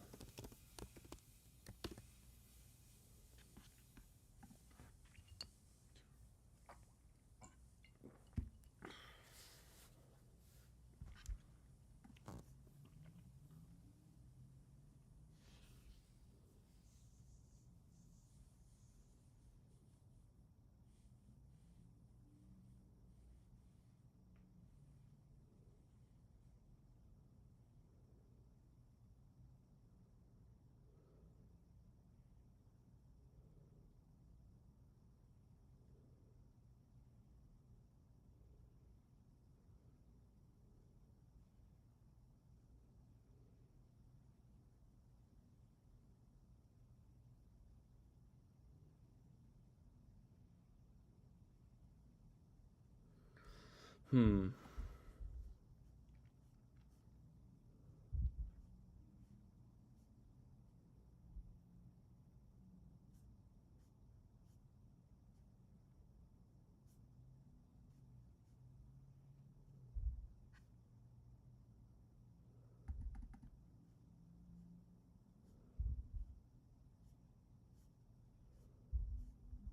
Oh, I forgot to give it my code.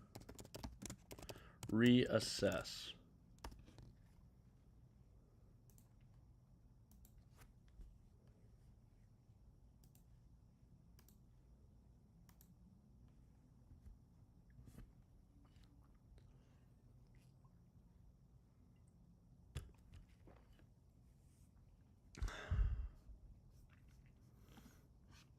Perturb hyperparameters. That should be easy. Embargo. I forgot what that meant. Embargoing the data. Evaluate model on different regimes. That's going to be a big one. Okay, so I'm going to do this like my other to-dos. Highlight it yellow, and then highlight it green as I complete each task.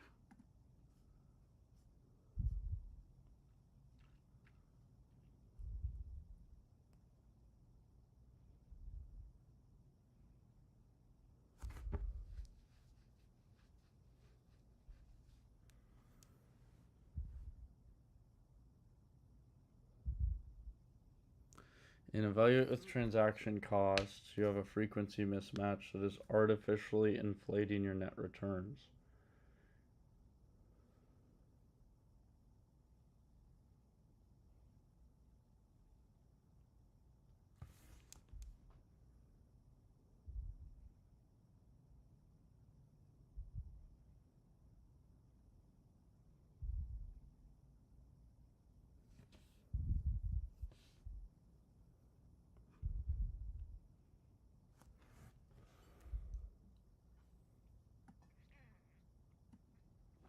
Okay, so save the study.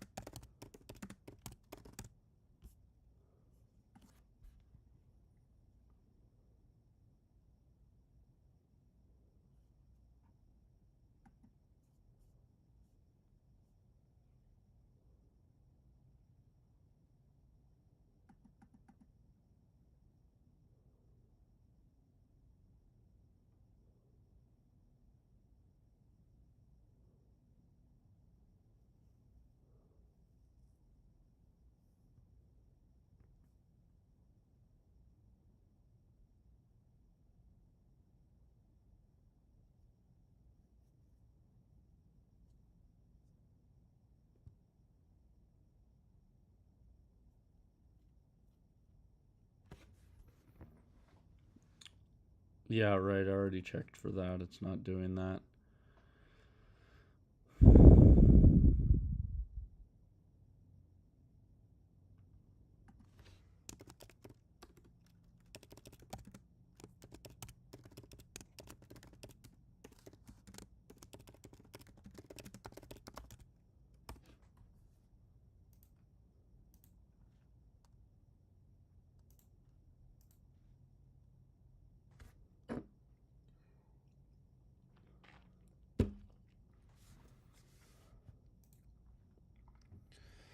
Okay, and let's retry evaluate quantile spread. What the hell?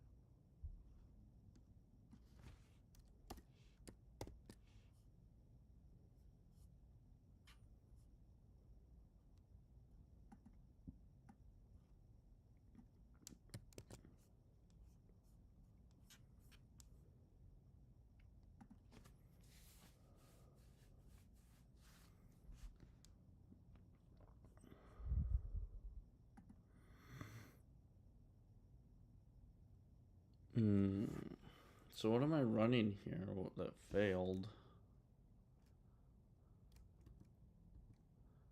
Model Explorer. Should be running Model 12, right?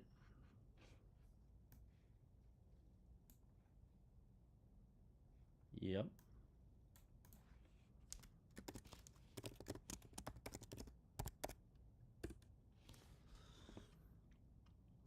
Okay, so where's the error coming from? Line 176 in search.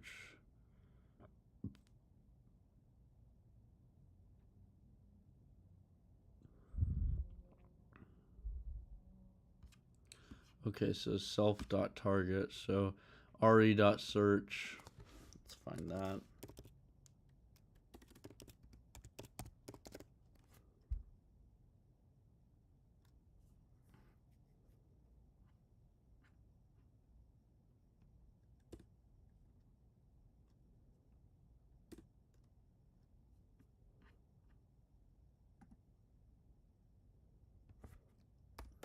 Dot name.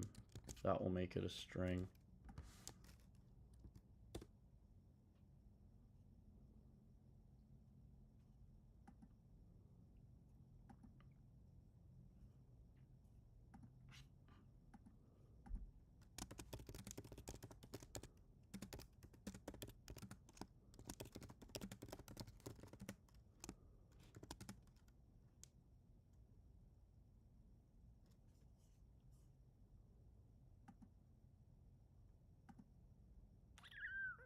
It says chat disconnected.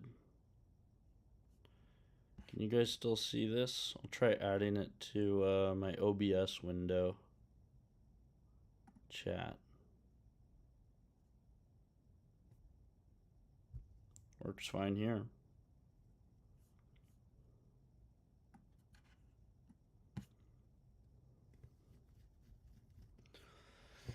All right.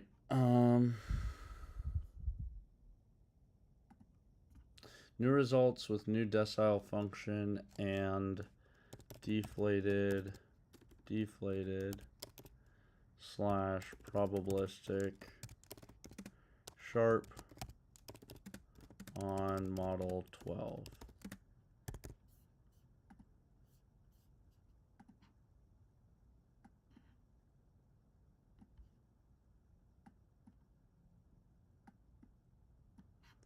Okay, so here we'll say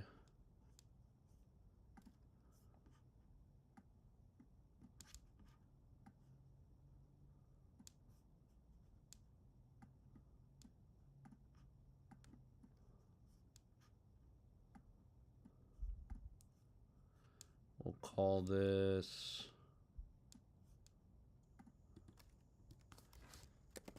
tests.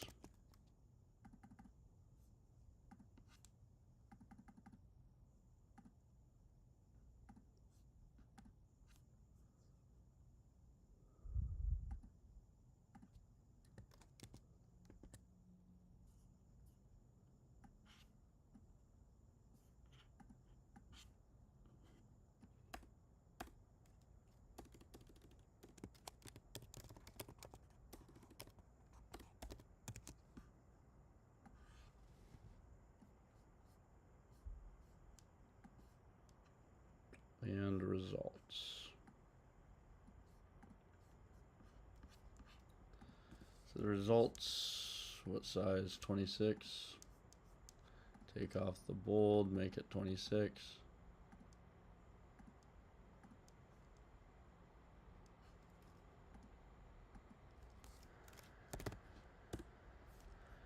Alright, so results. Let's go through each. 1, 2, 3, 4, 5, 6. And I'll make this guy my favorite color.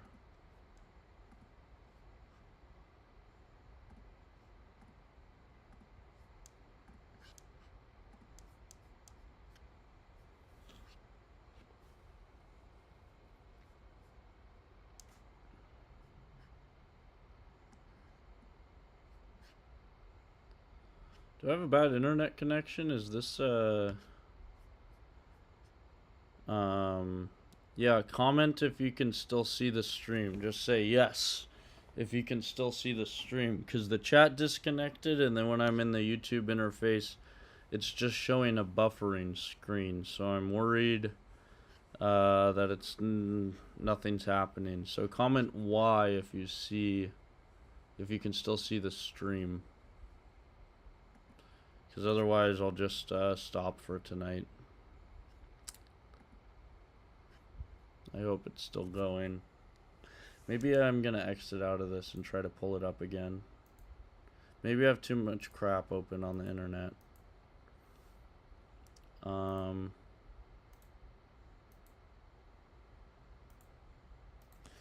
YouTube. Oh, good. Okay, never mind. I'm just gonna look at it in OBS because I can see the chat there. Thanks, Sir Night Night. Okay, so here's the feature importance again. Nothing too interesting. Here's the results. Why did it scale it by 1/5?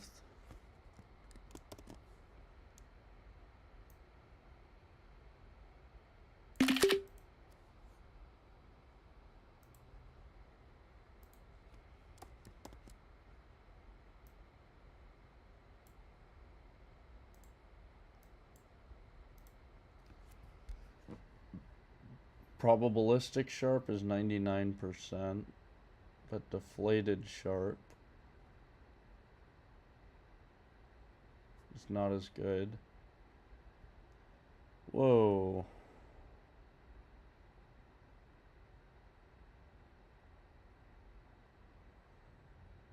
Why did the information coefficient drop? Oh my god. So the t-statistic's still good. The information coefficient to information ratio is good.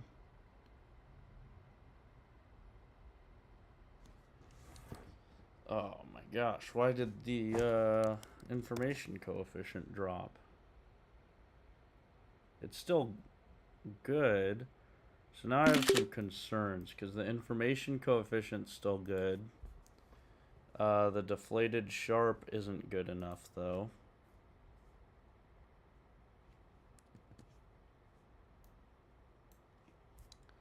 So let's go back to model 12. What's happening here?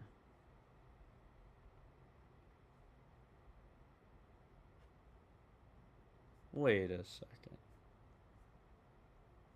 Oh, it's because I'm dropping log ATR.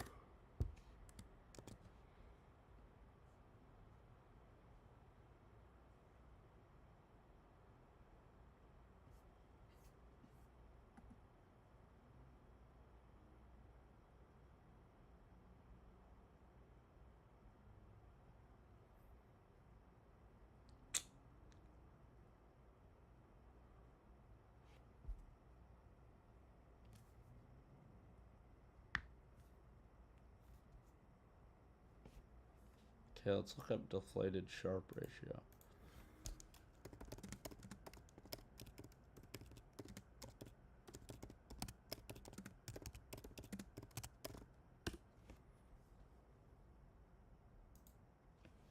Yeah, I guess my internet's just going slow.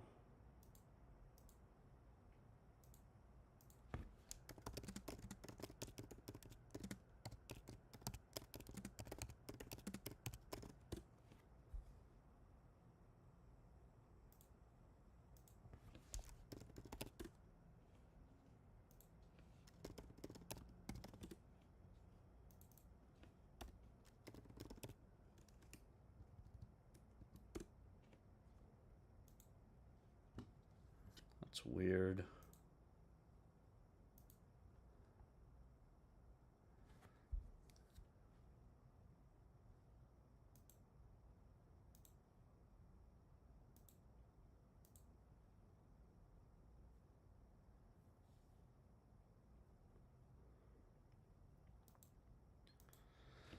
I don't know, something weird is happening with my internet, so I'm not sure if anyone can see this.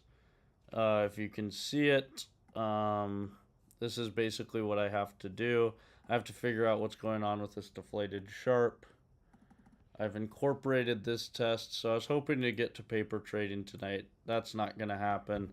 I'm going to end the stream here, so subscribe if you enjoyed this. Go to the GitHub, start the repo, watch the repo, follow me on GitHub. All that stuff really helps me out. Join the Discord. We talk about interesting stuff in there. These are the things I'm going to do moving forward. And yeah, that's it. Thanks for watching. Adios. Have a good night.